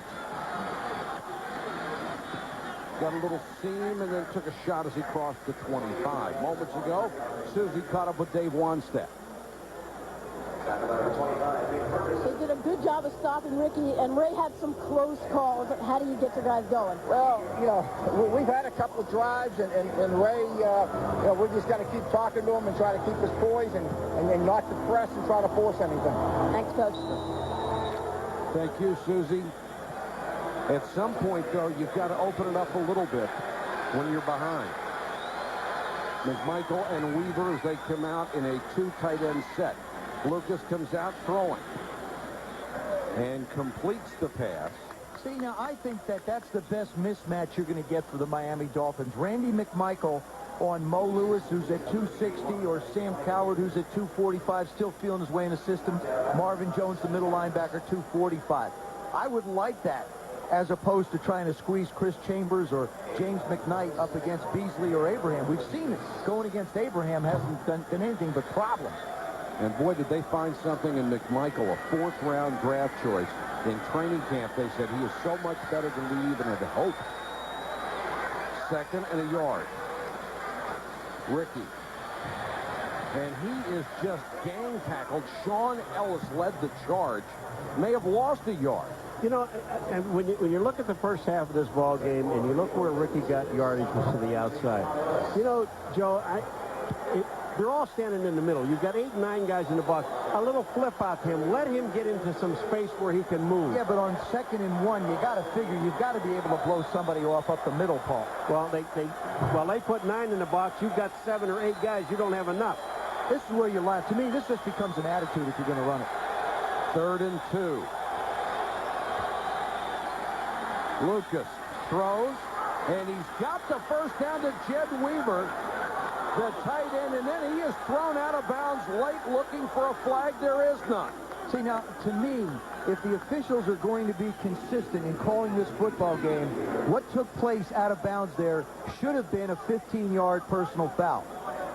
That is not a good call by the official. He was clearly out of bounds when he was spun to the ground, and we go back to that spear play in the first half that wasn't called. Good play action. Why not to Ricky?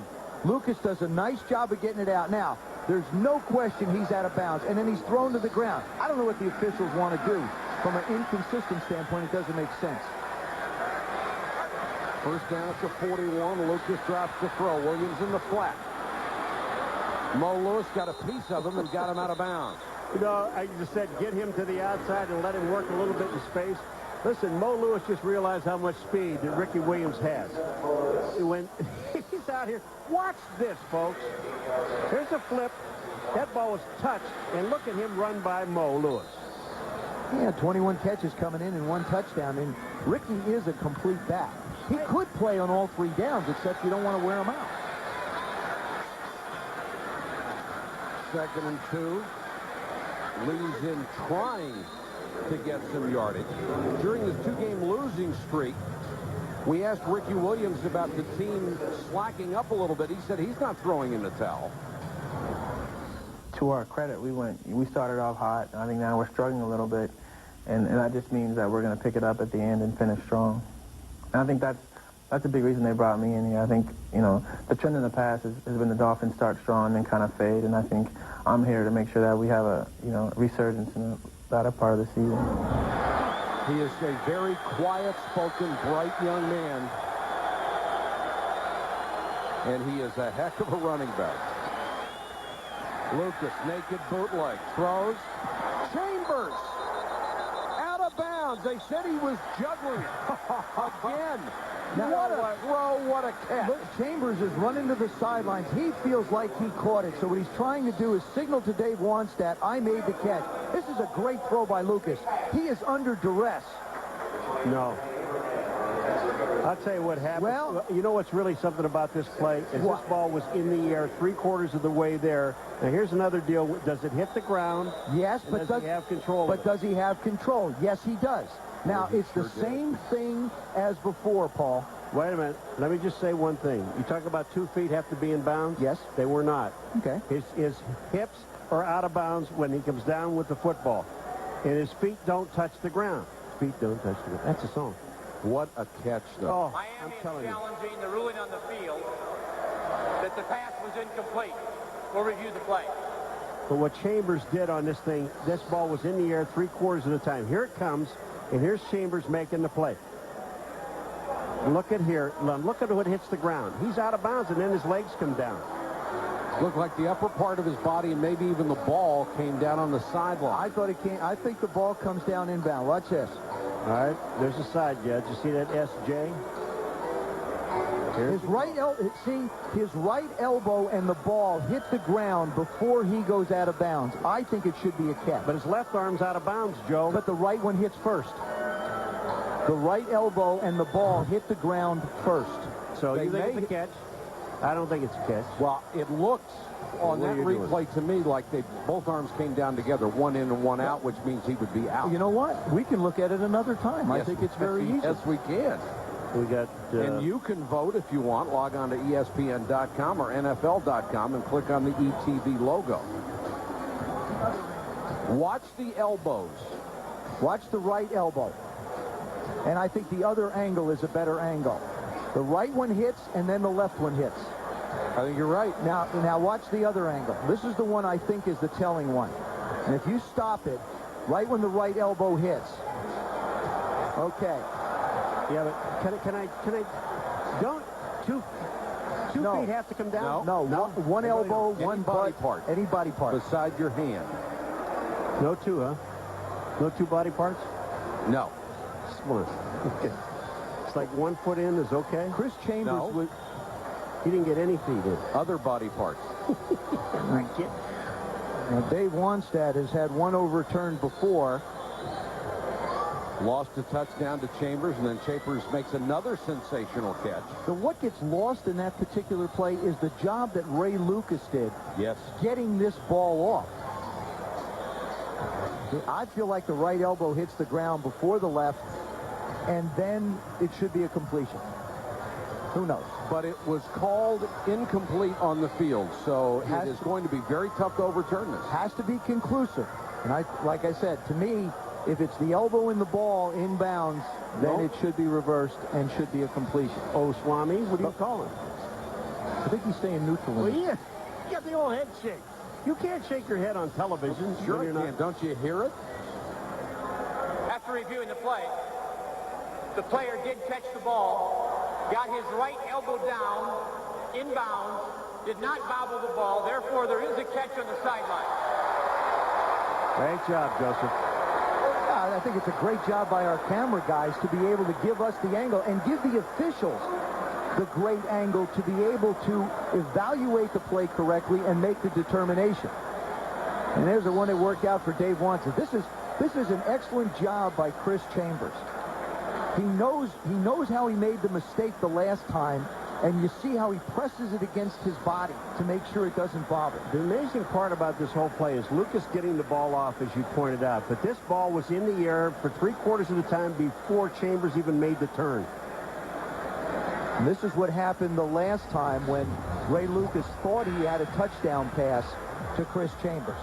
You see him bobble it a little bit. I promise you, from this time forward, he will not lose control of a ball if it's humanly possible. And we have seen two perfect examples of why instant replay works. They got both calls right. Yeah.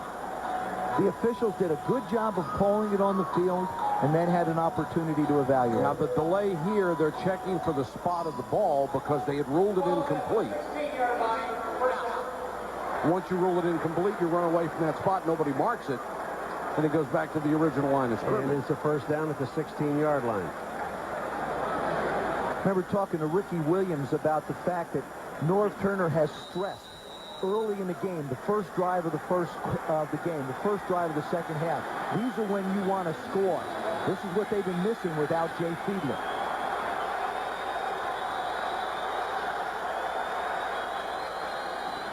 Ricky Williams lowers his shoulder inside the 15-yard line. Fiedler has been out with a broken right thumb. And certainly a lot of people were not in Jay Fiedler's corner as the starting quarterback, but look at the record.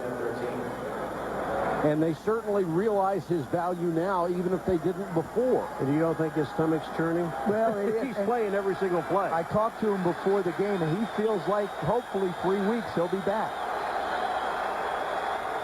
Play action. Little shovel to Williams.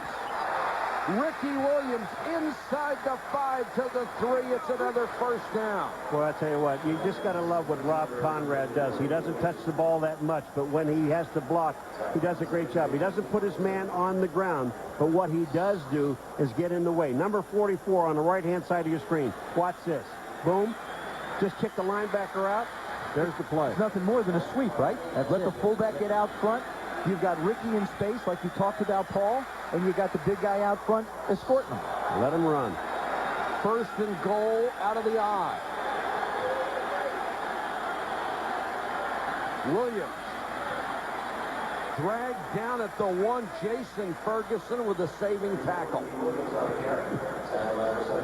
You know, what you really love about Ricky Williams when he does run with the football, I don't care where he is on the football field, is his shoulders are square. And when he is square, he's powerful. Here comes Ricky. He's coming almost right at you. Watch him turn and get his shoulders are square. He's hit, but now his shoulders are square, and he picks up the extra 2 yards on the play. We're talking about this offense. For one, Jamie Nails, who was an acquisition and has really got his weight down to about 330 at the left guard position, has made a world of a difference for this offensive line. Second and goal. Williams tries to go left and is buried. And fumbled the football. Ball is loose. No signal.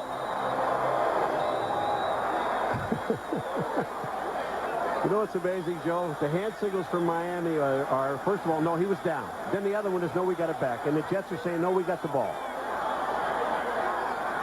And somebody's hurt. Jay Fiedler is waving to the training staff to come in. Or, excuse me, Ray Lucas waving for the training staff to come in. And it is a fumble, and it is the Jets' ball. Sam Garnes is down in this other end zone with the football.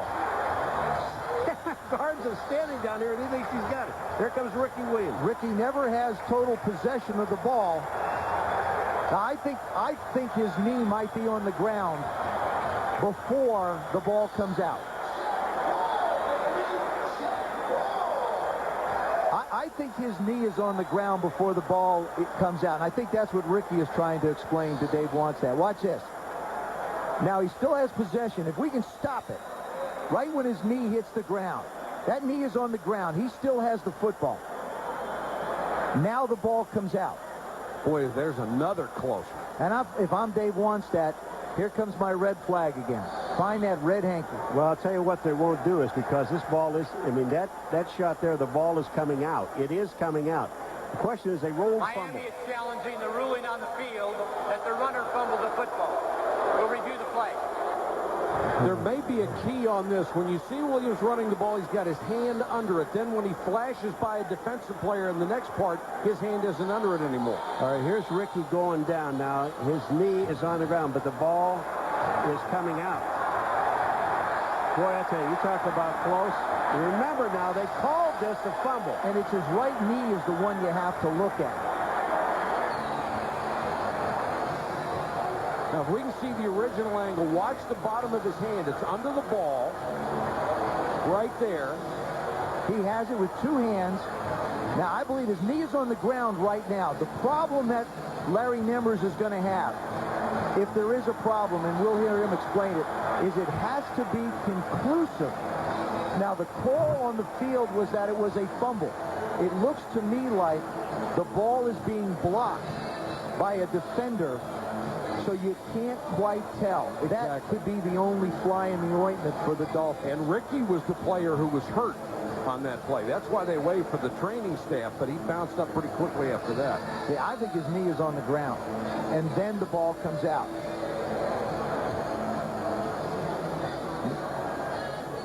Well, it's so hard to tell, and if it's inconclusive, you can't overturn it. John Abraham's right leg is in the way, actually, but... Well, Marvin Jones forces the fumble, so let's give him credit for forcing the fumble. Absolutely. The question is, it really is. Now, you can look at this thing from every angle. If you're a Miami fan, it's not a fumble. If you're a New York fan, it is a fumble. But the question is now, is there enough to overturn it? Because, keep in mind, it was ruled a fumble first.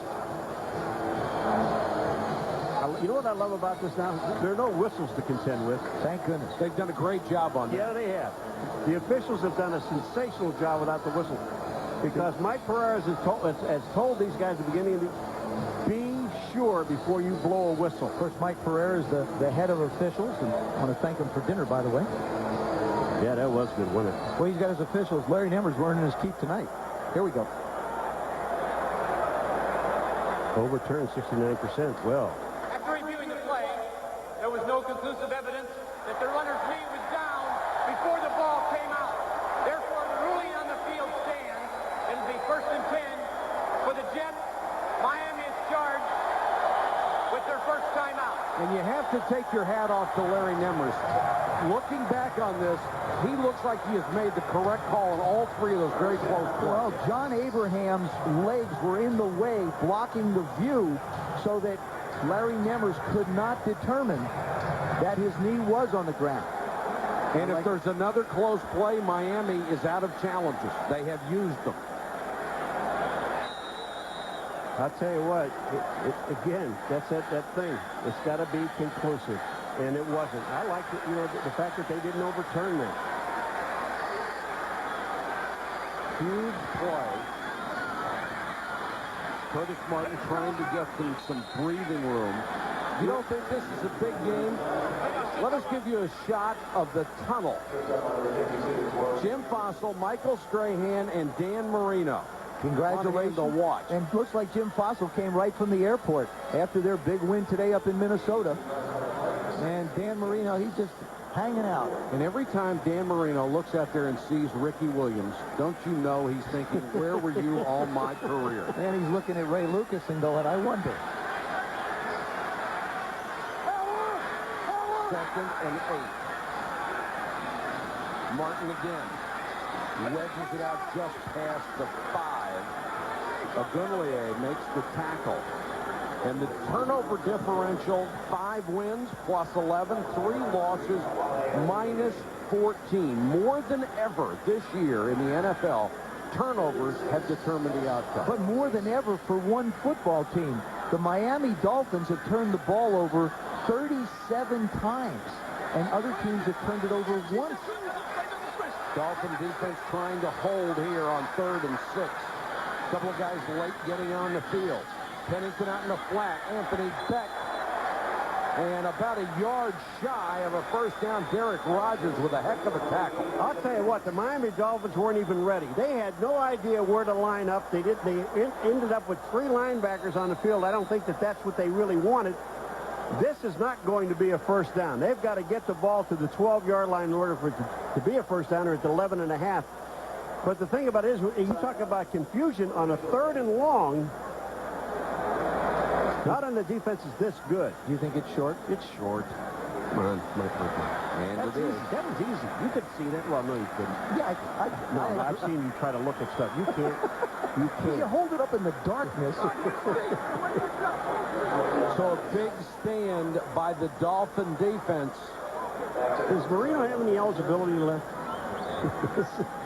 I wish. I miss watching him play. I listened to the guys on Countdown today. They were dropping my name. Of course, Aikman's name has been dropped around Miami. Steve Young was loosening up his shoulders. Jay Fiedler will be back in 3 weeks. Ray Lucas done a pretty good job so far. Seems like he's settled in. They were mentioning your name during an injury section of the game. They were talking about injuries. They were talking about you playing. Terrible. Turk standing in the end zone. He will kick. Dedrick Ward waits back at his own 40. No rush. I wouldn't kick it to him either. Ward at the 47 with a head of steam to the 38-yard line. A nice 15-yard return. Gerald Soule made the tackle. Ricky Williams looking to lead the Dolphins back. ESPN Sunday Night Football is brought to you by Madden NFL 2003 from EA Sports. It's in the game. 10-10-220. Dial it and all calls up to 20 minutes are 99 cents. Computer Associates, the software that manages e-business. And MasterCard. There are some things money can't buy. For everything else, there's MasterCard. Back in New York, where the Jets lead Miami 10-3, but it's Dolphins ball at the Jets 39. Lucas knocked away at the last moment. Aaron Beasley came over and got a hand on it. Let's go to Susie. Mike, over the last 3 weeks and into tonight, the defense has had a resurgence. Consider, during the first 5 games, they were giving up 191 yards rushing a game, just 72 per over the last 3. Huge improvement. Jason Ferguson points out. Now at least everybody knows what everybody else is doing. There's trust. There's belief in each other. It certainly took long enough, but he said they were tired of everybody running all over them, including Ricky Williams. It wasn't going to happen again tonight. Lucas under pressure, got it to Ricky Williams on the screen. He's down to the 33. Cowart makes another tackle. See, I think in a situation like this, now you got 3rd down and 3, you had success getting the ball to your tight ends. And I think that's the place you might want to consider going. Robert Edwards comes in the game as their 3rd down back. This is the Jets defense, 31st in the league against the run. They held LaDainian Tomlinson to 60 yards. They've held Ricky Williams to 36. Sometimes the numbers lie.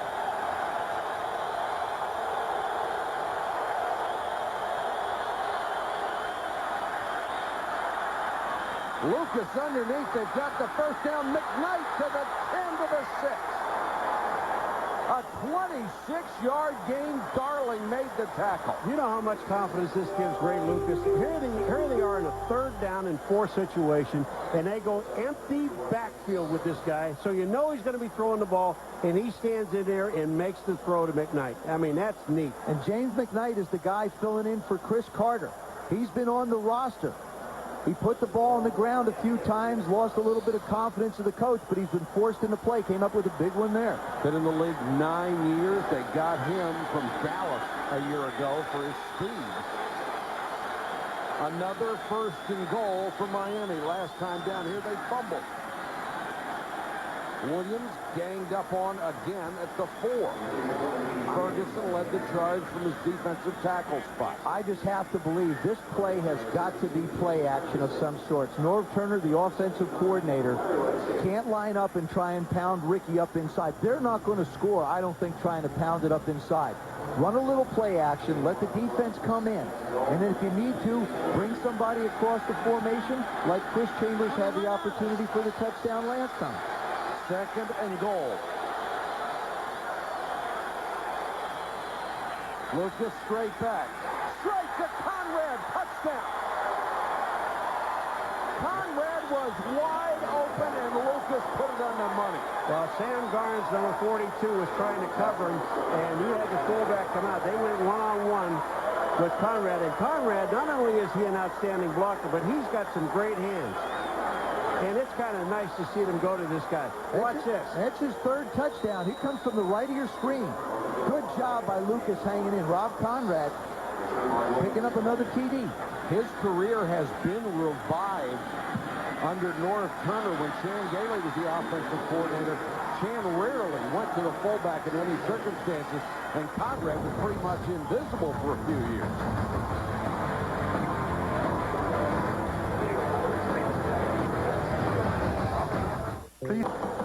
The The Dolphins are back in it. Rob Conrad with the touchdown, thrilled about it. And so's the defense. Jason Taylor said it's about time the offense came through. And they tied it at 10. Jason Taylor told us yesterday, if our offense can score 13 points, we can win. That's the way these guys believe. Chad Morton is deep for the Jets from the 6. He's run back 2 this year. Hit hard. He got to about the 22-yard line.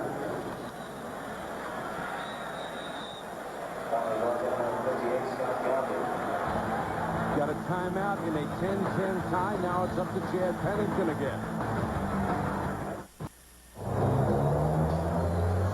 Back in New York on a little Italian food, we got it for you. Oh, boy. About 50,000 Italian restaurants in this city. Jets take over, mark it at their own 23. Pennington on the sprint out, and then throws the comeback and out of bounds. Santana Moss couldn't stay in. Chad Pennington started the night pretty hot. They opened with 3 straight passes. The first one goes to Lavernius Cole. He's under a little bit of pressure.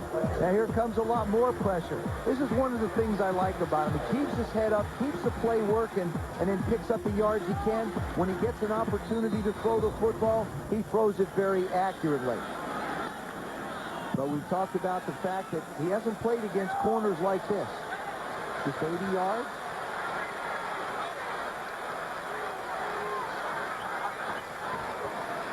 Martin. Boy, you don't ever want to make a living running against these guys. No, but, you know, this is a critical situation for the Jets because one of the problems they ran into in the early part of the year when they were struggling is their offense didn't stay on the field enough. Their defense was forced to go out. And you're in a similar situation now where if they go 3 and out here, you're going to put that defense right back out in the third quarter where the offense has been non-existent. So they're going to wear down. Well, they've gone 3 and out several times tonight. 1 out of 7 on third down conversion. And Miami's in 6 defensive backs, and only Zach Thomas is the linebacker. Pressure coming. Screen. Curtis Martin. Martin slipped, but he has enough yardage for the first down. I said the only guy left in there in a linebacker spot was Zach Thomas, and he read the screen perfectly. The only problem is he had too many guys out in front of him, one of them being Kevin Mawah, number 68. And here comes Zach. Now watch him. He's looking. He sees Curtis Martin getting the ball. Kevin Mawai, watch the block he makes. He stays with him. He stays with him. Now Zach has to go inside when outside when Curtis is trying to cut. Mawai just stayed with him long enough to make the play. And Curtis Martin came up limping a little bit on that play. Lamont Jordan has committed tailback. Pennington dumps it off. Lavernius Cole to the 42. Arturo Freeman with a solid tackle. One thing about Lavernius Cole, here's a guy who comes into the league 3 years ago, runs 4.19.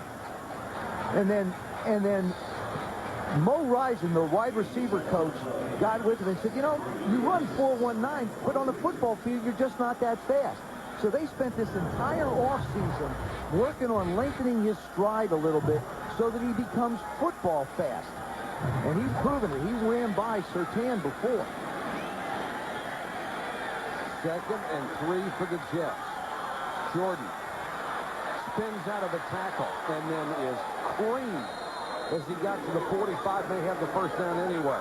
Brock Marion laid a lick on it. Chad Pennington has thrown the football a lot of different places, not much downfield. You see he's had very little success over 15 yards. Most of his success has come to the flats under 15 yards. And that's because of crossing routes, not necessarily because he goes one-on-one on that side with one of these corners. When you said to him the other day, 70% passing, he says, that's really misleading. He said, I'm throwing guys are making catches. I've thrown some balls that shouldn't have been caught. They catch them. He gives all the credit to his receivers. And they're doing a good job for him tonight. And Pennington spreading it around. An equal opportunity passer. Back to throw again. Nice fake. Avoids the pressure and then takes off and slides in at the 47. Now, I don't understand that pass play. Normally when a quarterback makes a fake like this, you're going to wind up with some receivers going down the field. Here's the fake. He's hiding the ball. Now, when you do that, you're trying to get one guy down the field, but there isn't a receiver over 10 yards. I can't imagine this being some type of a very, very delayed bootleg. Very good. That's some more berries in there. Throw some more berries in there.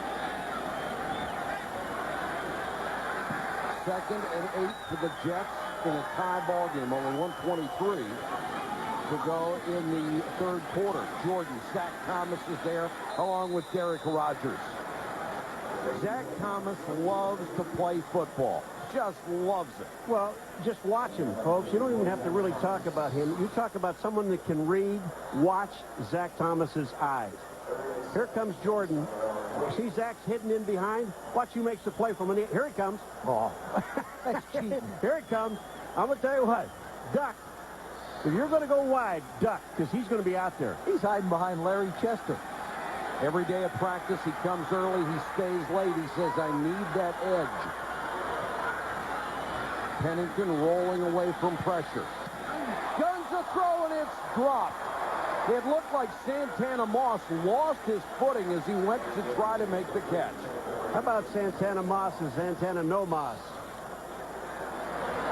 There he's inside in the slot. Presses it, slides outside, and can't keep his footing. Now, keep in mind, this football field before last week was in horrendous shape. Before we did the Giant game last week, they put down some new turf, so you can't really blame it on the field. Big divot there. A high floater. They'll let it go. And just makes the end zone. 52-yard kick, but it will come out to the 20.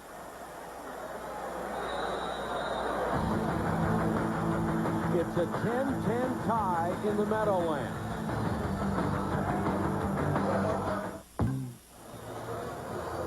What a ball game. Dolphins and Jets, 10-10, 25 seconds to go, 3rd quarter. Miami takes over at its own 20.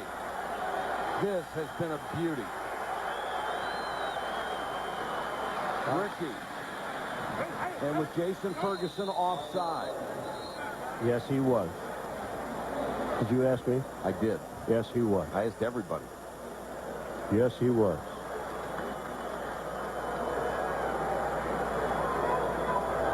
Defense, number 72, offside. 5-yard penalty. Repeat, first down. One of the things that really hurt the Jets defense last year was Ferguson was injured the first day of training camp. Had to have shoulder surgery, missed the entire year. He leads the defensive line in tackles this season. He is a very good run stopper. And Miami's going to let this run down to the end of the 3rd quarter. Both teams bringing everything they have on defense tonight. The end of the 3rd quarter. Dolphins 10, Jets 10.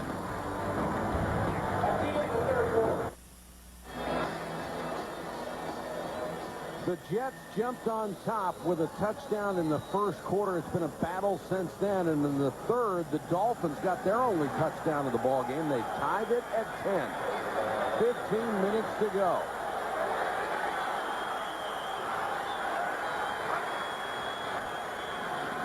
Ricky Williams. Little stutter step up to the 28. John Abraham made the tackle. Such a big game in the AFC East. Miami has let everybody back in it with the injury to Jay Fiedler and a 2-game losing streak. They need to win to stay out of New England and Buffalo. If the Jets win, they're within a game of first place, and there would be a 3-way tie at the top.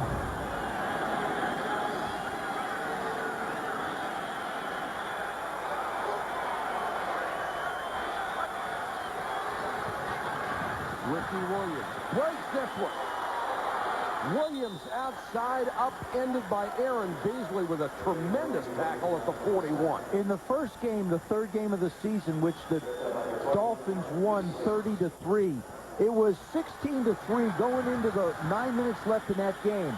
And that's when Ricky Williams really turned it on. He had 110 yards rushing in the second half. We talked about how much pounding can he take, Paul, right? This is why they brought Ricky Williams in. Not just to carry the season, but the second half of games. 83 yards in total offense so far for Williams. Conrad out of the backfield, nearly lost the ball, got it up to the 48, near the 49. Don't you just love Conrad, though? I mean, here's a guy, a week ago he fumbles the ball, right, in a crucial situation for Miami. But since then, his blocking, look at this. Oops, I don't have the ball yet. I'm not even looking at it. I'm looking at let me get this. You talk about concentration. Then he gets the ball, and he picks up 8 yards on the play. The end of that play looked like an erector set with some bolts missing. Parts just going everywhere.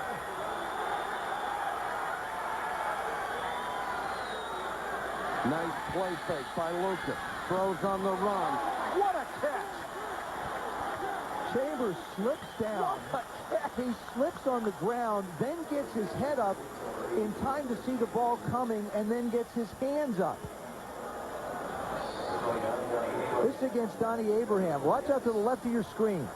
Take a look at this. He's on the ground, then he's lurching to get up and make the play. This is what's known as throwing to a spot. Joe, I don't deem many things. I deem that another great catch. That was, you're right. You are the deemer. I only deem this year. Chambers has made 3 sensational catches tonight. Look out from behind. Lucas swarms. John Abraham got there first and hung on for dear life. 4 sacks this year for Abraham, the speed rusher from the outside. Mark Dixon, number 63, is the left tackle. Look at this. John Abraham, I mean, he just runs. That's speed. Not power, just speed. These are the kind of situations that Norv Turner does not want to get into, the offensive coordinator of the Dolphins. He doesn't want to have Ray Lucas standing back there and allow Abraham and Sean Ellis to be able to cut it loose and come around the edges on it. And it looks like Lucas wants to take a timeout and talk about it. It's a good choice on 2nd and 17. Coach, what are you going to call?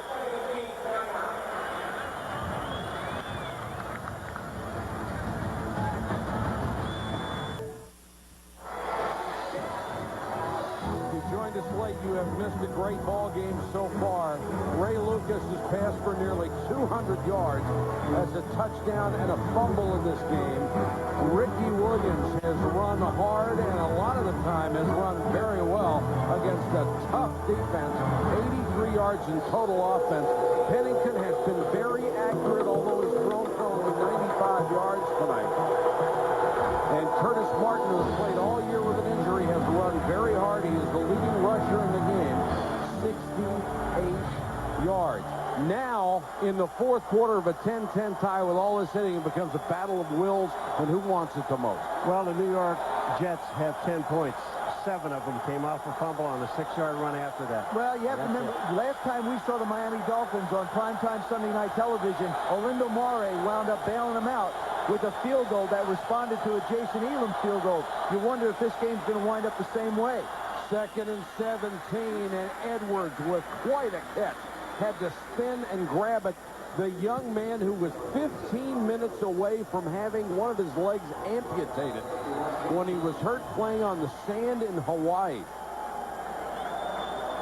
I know, I was the coach of that game. There you go. I had a chance to talk to him down on the field and just tell him what a great inspiration he is.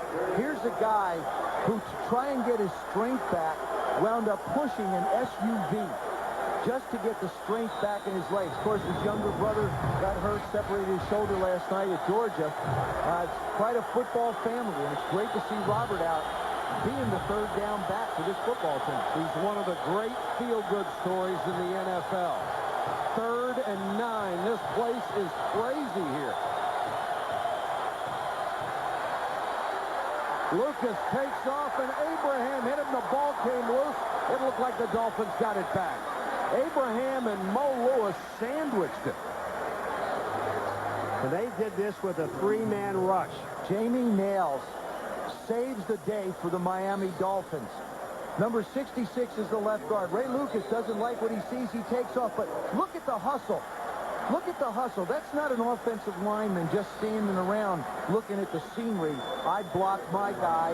Let me just let it go. He hustled up and really saved the opportunity. Dave Wannstedt is going to play a game of field position. He could have tried a 54-yard field goal with Olindo Mate, who has 2 53-yarders this year. Moss fair catch at the 11. Dave Wannstedt knows what his defense can do. He chooses to pin the Jets deep.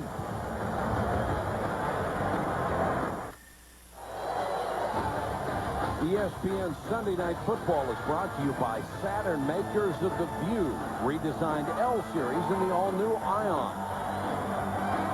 Liberty Mutual, it's more than insurance, it's insurance in action. And Motorola, bringing intelligence everywhere. Hello, Moto. The Statue of Liberty that stood in New York Harbor since 1886. A gift from the people of France. Now, I think this is an opportunity to take a shot with Lavernius Coles. Just cut him loose and let him go down the field. Instead of Curtis Martin. And Martin runs right into big Tim Bowens at the 3-point. They had a shot at Lavernius Coles earlier in this football game when he ran by Patrick Surtain. And I think that with Moss's speed and with Coles' speed, you have to take a shot. Look at it this way. You've had 2 defensive holdings and a pass interference so far called against these corners. If they're going to play them tough, what you want to do is challenge them. Well, you got Moss on Madison. Hard to make a living challenging these corners. Pennington under pressure. Throws on the run. Incomplete, out of bounds. There's a flag down. Flag in the secondary at the 27-yard line. It's going to be holding against the Dolphins. I mean, that's what the offense is for the Jets tonight. Holding, defense, number 23. 5-yard penalty, automatic, first down. Patrick Surtain called for the hold. You know what'll drive a coach crazy, a defensive coordinator anyway, is when you got an offensive guy, Chad Pennington, running all over the place. He's got no place to go. Here's Surtain on Corbett, and that's holding. That's holding. I think it falls in the category of mugging. I think mugging's a better But I word. mean, we're thinking about coordinators. I mean, you got this guy trapped, and he's got no place to throw the ball, and you're holding. First down by penalty. Pennington down the middle, too far for Wayne Corbett, who had a step. But I like the call. I really think you have to try and challenge these corners. Even though they've done a good job, you can't stop trying, because one big play is going to be the difference. Here you see Patrick Surtain coming up to support on the run. Then he's going to go back and play in pass coverage against Lavernius Coles. Again, this one's Jamar Fletcher. And now Sam Madison. He's trying. They're all over these wide receivers, getting a lot of hands on them, but they're shutting them down. 2nd and 10 for the Jets. Pennington too high for Coles. And now a big 3rd and 10. You know, they had 2 men on Jason Taylor that time, and he still got to Pennington and forced him to throw the ball really when he didn't want to throw it. Got one of the great motors of all time, does Jason Well, Taylor. and the thing about it is, when you look at him, all right, we're going to tell you, he didn't want us to tell everybody, this guy only weighs 245 pounds. And he's not even breathing hard. Look at him. There you go. See, you're talking about me saying things I don't want to say something. You squealed on him. I want to squeal on him. He's 268. That's what he wants me to say, though. 3rd and 10. 3-man rush this time. Pennington has to go underneath, and they'll get nothing out of this as Santana Moss makes a catch for a very short gain. Arturo Freeman was all over. You get the sense that Miami's deep. Miami as a football team has more confidence right now in this second half than the Jets do. The Jets have to put the load on the shoulder of their defense again. Oh, I love this game. You know, this is great. It really is a great game. I do, too. You couldn't think I did. I really did. Don't say it. I'm not. I know what you're you thinking. do. No, I'm not. First to punt.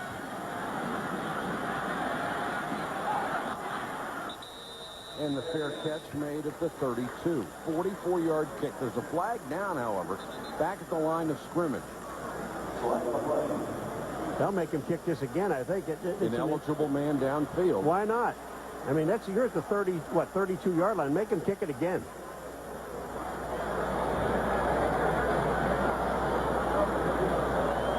Ineligible player downfield on the kicking team, number 38. The 5-yard penalty. Replay 4th down. John McGraw, the safety, got an early start. You know what I don't want to see? I don't want to see either one of these teams lose this game on a mistake.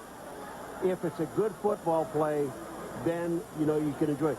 But these guys have worked too hard all night long. Well, let's look at it this way. We saw Pittsburgh and Atlanta play to a tie today, 34-34. Oh, here he goes. I mean, it's good. If you don't want to see it happen, then an hour and a half from now, when overtime is over, we'll have a 10-10 game.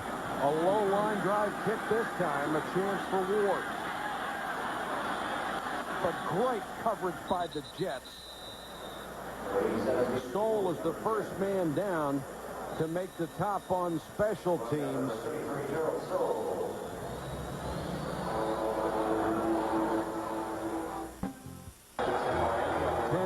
Fourth quarter at the Meadowlands. Dolphins and the Jets.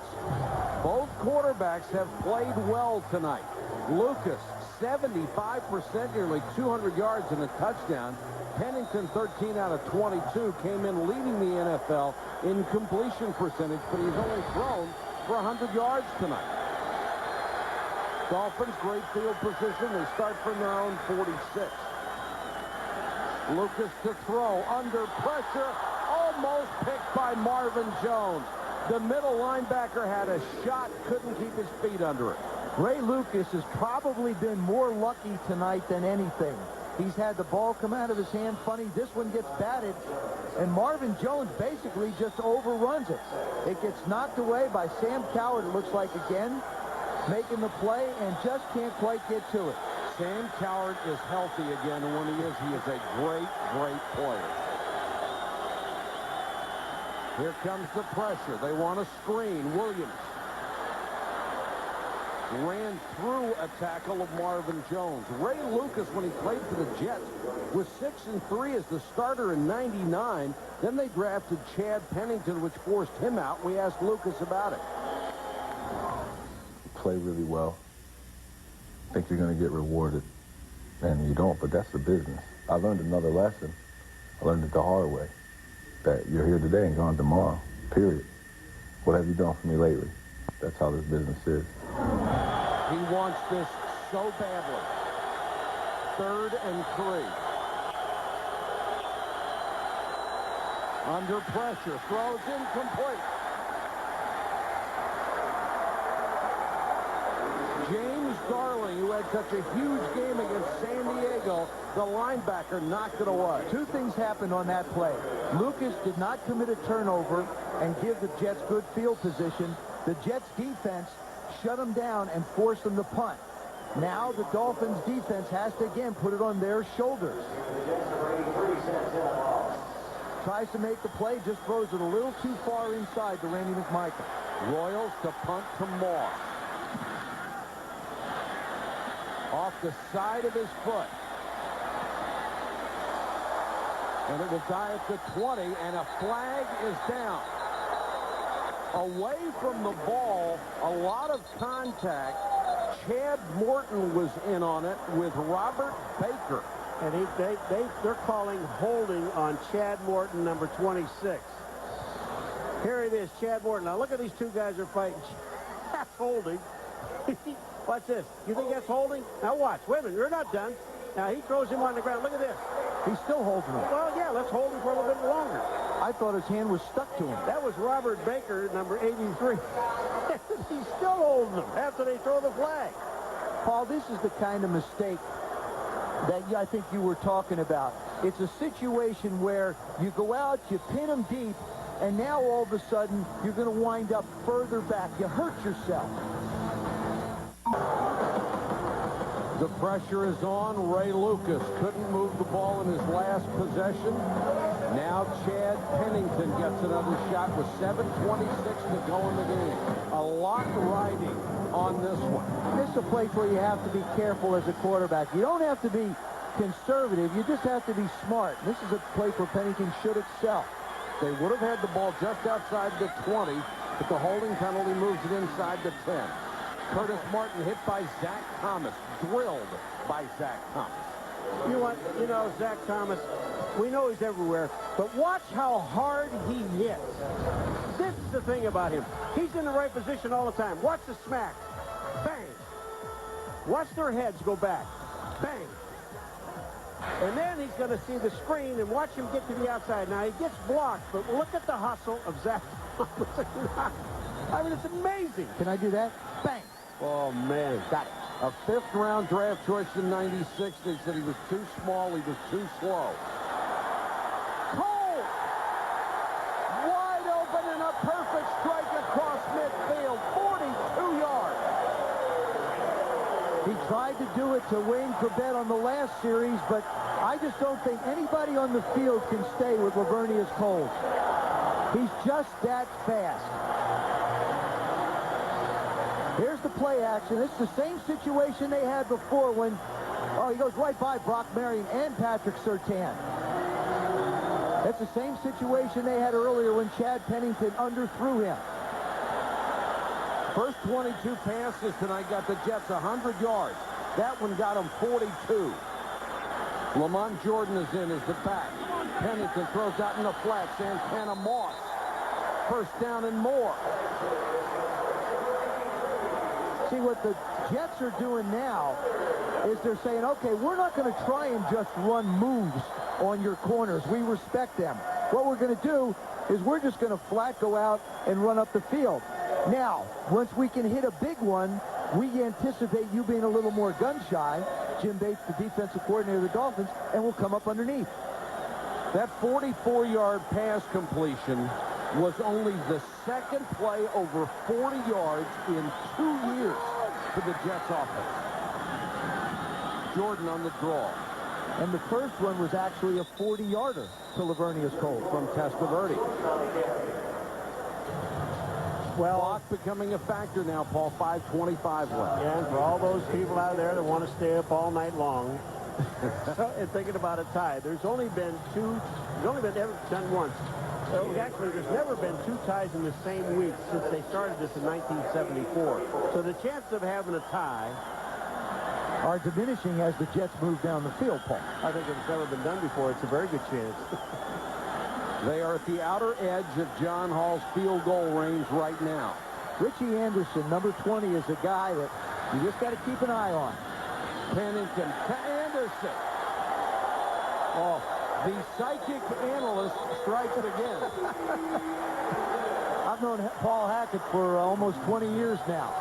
That was only the 30th catch this year for Richie Anderson. 2 years ago, he caught 88. That's Richie Anderson is the perfect guy in this offense because Chad Pennington, as you mentioned before, Paul, he basically told the guys, hey, I'm going to throw the first guy that's open. He's very accurate. He's very bright. And I think he has excellent body control and pocket presence to move around and get the ball off. So far, a great drive against the sensational Miami defense. Jordan, little stutter step, then hits the hole. Takes it down to the 22.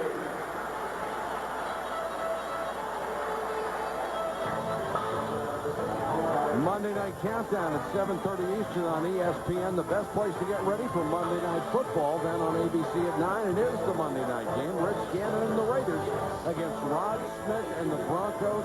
So much bad blood between those clubs. And the thing about it is the Denver Broncos got themselves another runner in Clinton Portis, who leads all the rookies in the National Football League in rushing this year with 562 yards. You see both of those teams on primetime Monday night, and you see them on Sundays consecutive when we've got the Broncos in 2 weeks. Jordan again. Cuts it outside. Zach Thomas knocks him out of bounds after Arturo Freeman slowed him up. But he's close to the sticks. You know, we talked to Lamont Jordan on Friday, and he said, I will play a lot more than you would expect. But now you see why this guy is playing. Look at the speed he's got and the power. Now, there's Zach Thomas making a lick at the end of the run. But Lamont Jordan has already picked up the first down.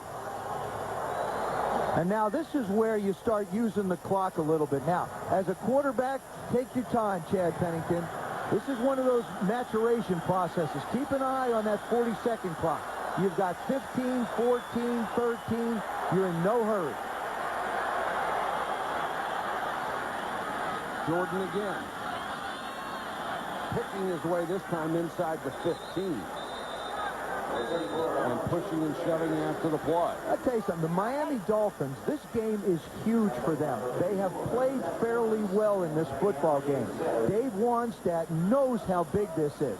If they can win this, they wind up with a little bit of a cushion. And as you pointed out, Mike, if they don't, the Jets are one game out of first. Everybody's 5-4 and 4-5 in the division, and it becomes just a war the next 7 games. And it puts Buffalo back in. And they're sitting home relaxing this week. Greg Williams and his bunch doing a good job. Pennington with an empty backfield and throws wide of Jordan out in the flat. Pretty good coverage out there by Derek Rogers as well. When you think about this game, though, the New York Jets, in most of their, well, at least 5 of their possessions, have stalled around the 50-yard line. Now they've got a drive going. The Miami Dolphins fumbled the ball inside the 10. They had a touchdown that was called back because didn't catch the Chambers of review. So there's two possible scores there. And, you know, you look at this game, you're looking at a great defensive football game. You also see the job that the Miami defense has done on 3rd down against the Jets tonight. 3rd and 9. Pennington didn't like the defense he was looking at. He takes the timeout. 10-10. We'll be back in a moment.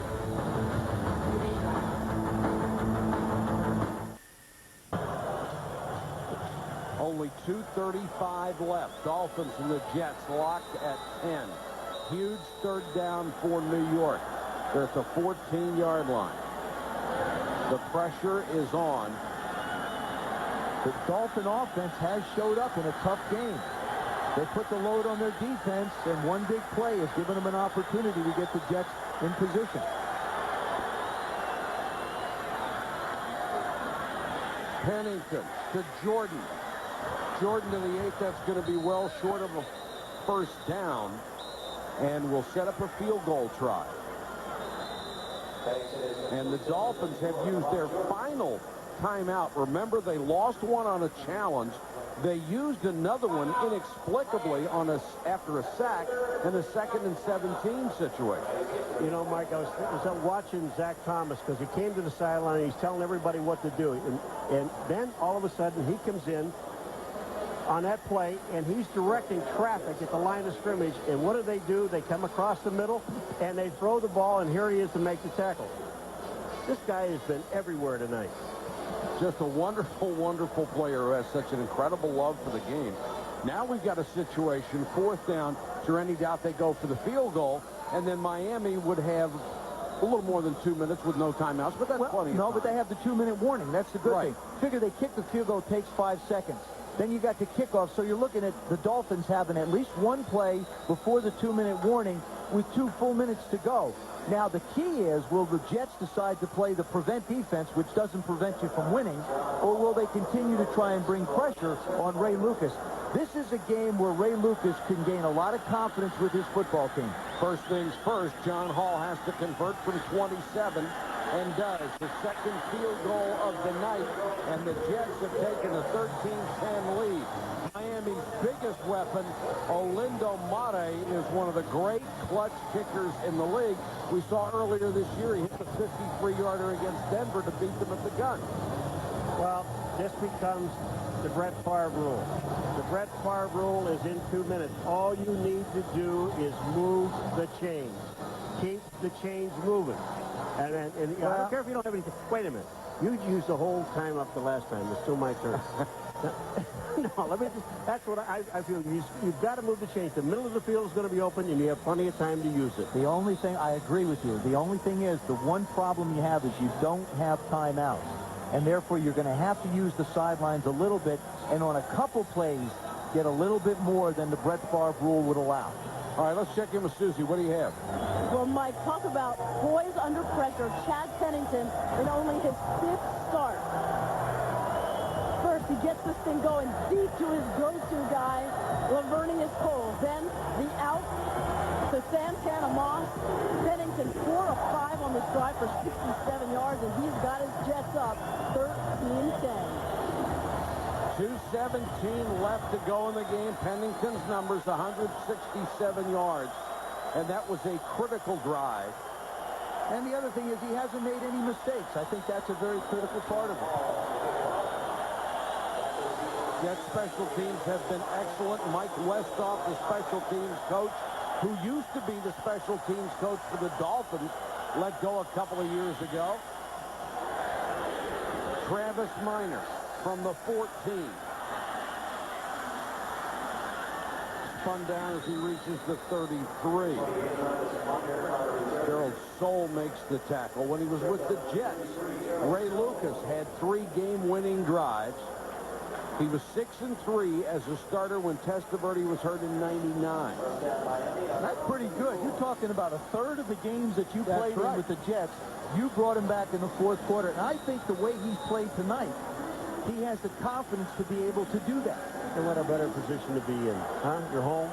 Oh, yeah. Big game for him so far this year. I love it for him. And this is right where he wants to be. He gets a chance to be a hero for his ball club. Grew up in the shadow of this stadium. Dumps it to Edwards. Spins to the 44. This will take us to the 2-minute warning. The Dolphins with no timeouts, but 2 minutes to go to tie or win.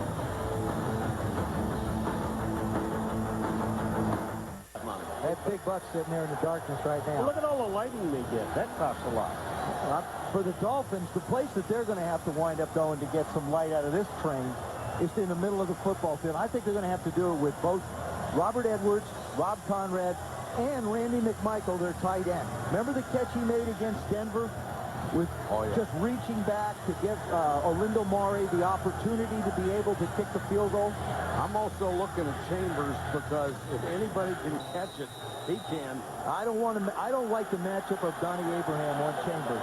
To me, I can find it better inside. 1st and 10. Lucas in the shotgun. Dedrick Ward bobbled it and then caught it. Ray Mickens, for a second, thought he had a pick.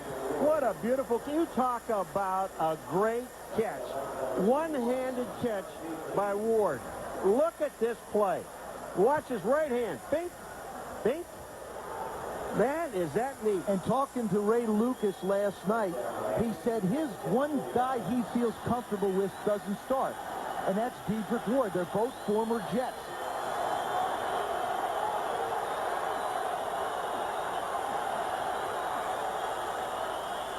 Pressure comes. Screen to Edwards. Room to run. Tries to cut it back and then belt it down at the 38. They have plenty of time. There's 1:40 and counting. Look at Ray Lucas. He's just saying, calm down, everybody. Let's not get carried away here. Peace to the world. In total control on 2nd and 3. Blitz coming. Mickens. Ray Mickens from the corner. All right. Now what you need is an opportunity to be able to complete a pass down the field. A still. Take your time. Remember the rule change? The clock used to stop after a sack. It doesn't anymore. Plenty of time. Pressure. Lucas. Incomplete. Throwing for Chambers, and Abraham was on him like a blanket. Now 4th down. Well, there's a flag on this play, and it's going to be holding against the Miami Dolphins. And I'll tell you what, in this situation, Joe, it's going to be 4th down. 4th and 12 or 3rd and 22. What do you? I don't want to give them another. I go 4th and 12. I do too. I don't give them 2 plays. I don't give them 2 plays. I think you refuse the penalty, make it 4th down and 12. Griffey on the offensive team, number 66. That penalty is declined. 4th down. Now, the other thing I'm doing, you saw Ray Mickens get there on a blitz. I would not give Ray Lucas an opportunity to stand back and stay still. I believe Ted Cottrell, the defensive coordinator of the Jets, should and will bring pressure. I don't think they should sit back and let the receivers get down the field. This is it for the Dolphins. They have no timeouts. They have to get this first down. Lucas throws incomplete. Aaron Beasley there on defense, and Chambers couldn't come up with it. This was a great football game. Wasn't it ever? Yes, sir. And I said a long time ago in about the second quarter, Boy, nice play by Miami get Beasley. 13 points, they had a chance to win. That's right. They didn't get 13. That's what their defense said. Get us 13. We'll be okay. They all left their hearts on the field. Lucas has a chance. Chambers goes down, makes the move inside. The ball's just thrown into the ground.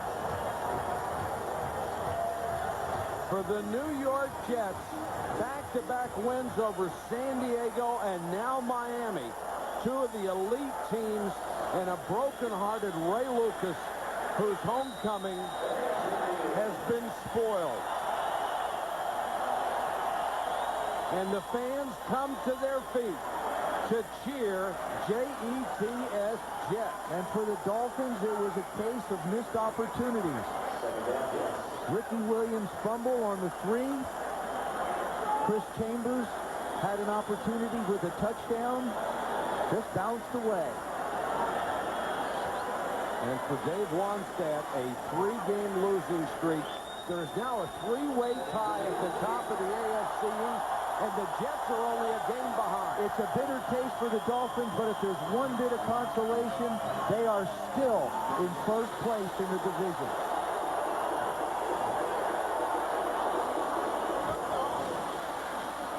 Just an absolutely brilliant football game between two teams who played so hard and so well tonight. Ray Lucas will be terribly disappointed, but certainly his best game as a starter for the Miami Dolphins. Let's go to Susie. Basically left for dead 2 weeks ago. What does this mean? Well, I said all along, this team's got fight and it's got character. And these guys, my teammates, that's what it's all about. It's coming together, fighting for 60 minutes and pulling the win out. Game-winning drive, you're 4 of 5. Where do you find that confidence? And my teammates, I mean, my guys make plays, and I trust them. I believe in them. That's what I told them in the huddle. Just trust each other, and everything will happen okay. Congratulations on a great win. All right, thank you. Mike? Susie, a tremendous ball game. The final score, the Jets win it over the Dolphins, 13-10. For Joe Dyson, Paul McGuire, Susie Tauber, and the hardest working crew in television, this is Mike Patrick saying goodnight from the Meadowlands. This has been a presentation of ESPN, the worldwide leader in sports.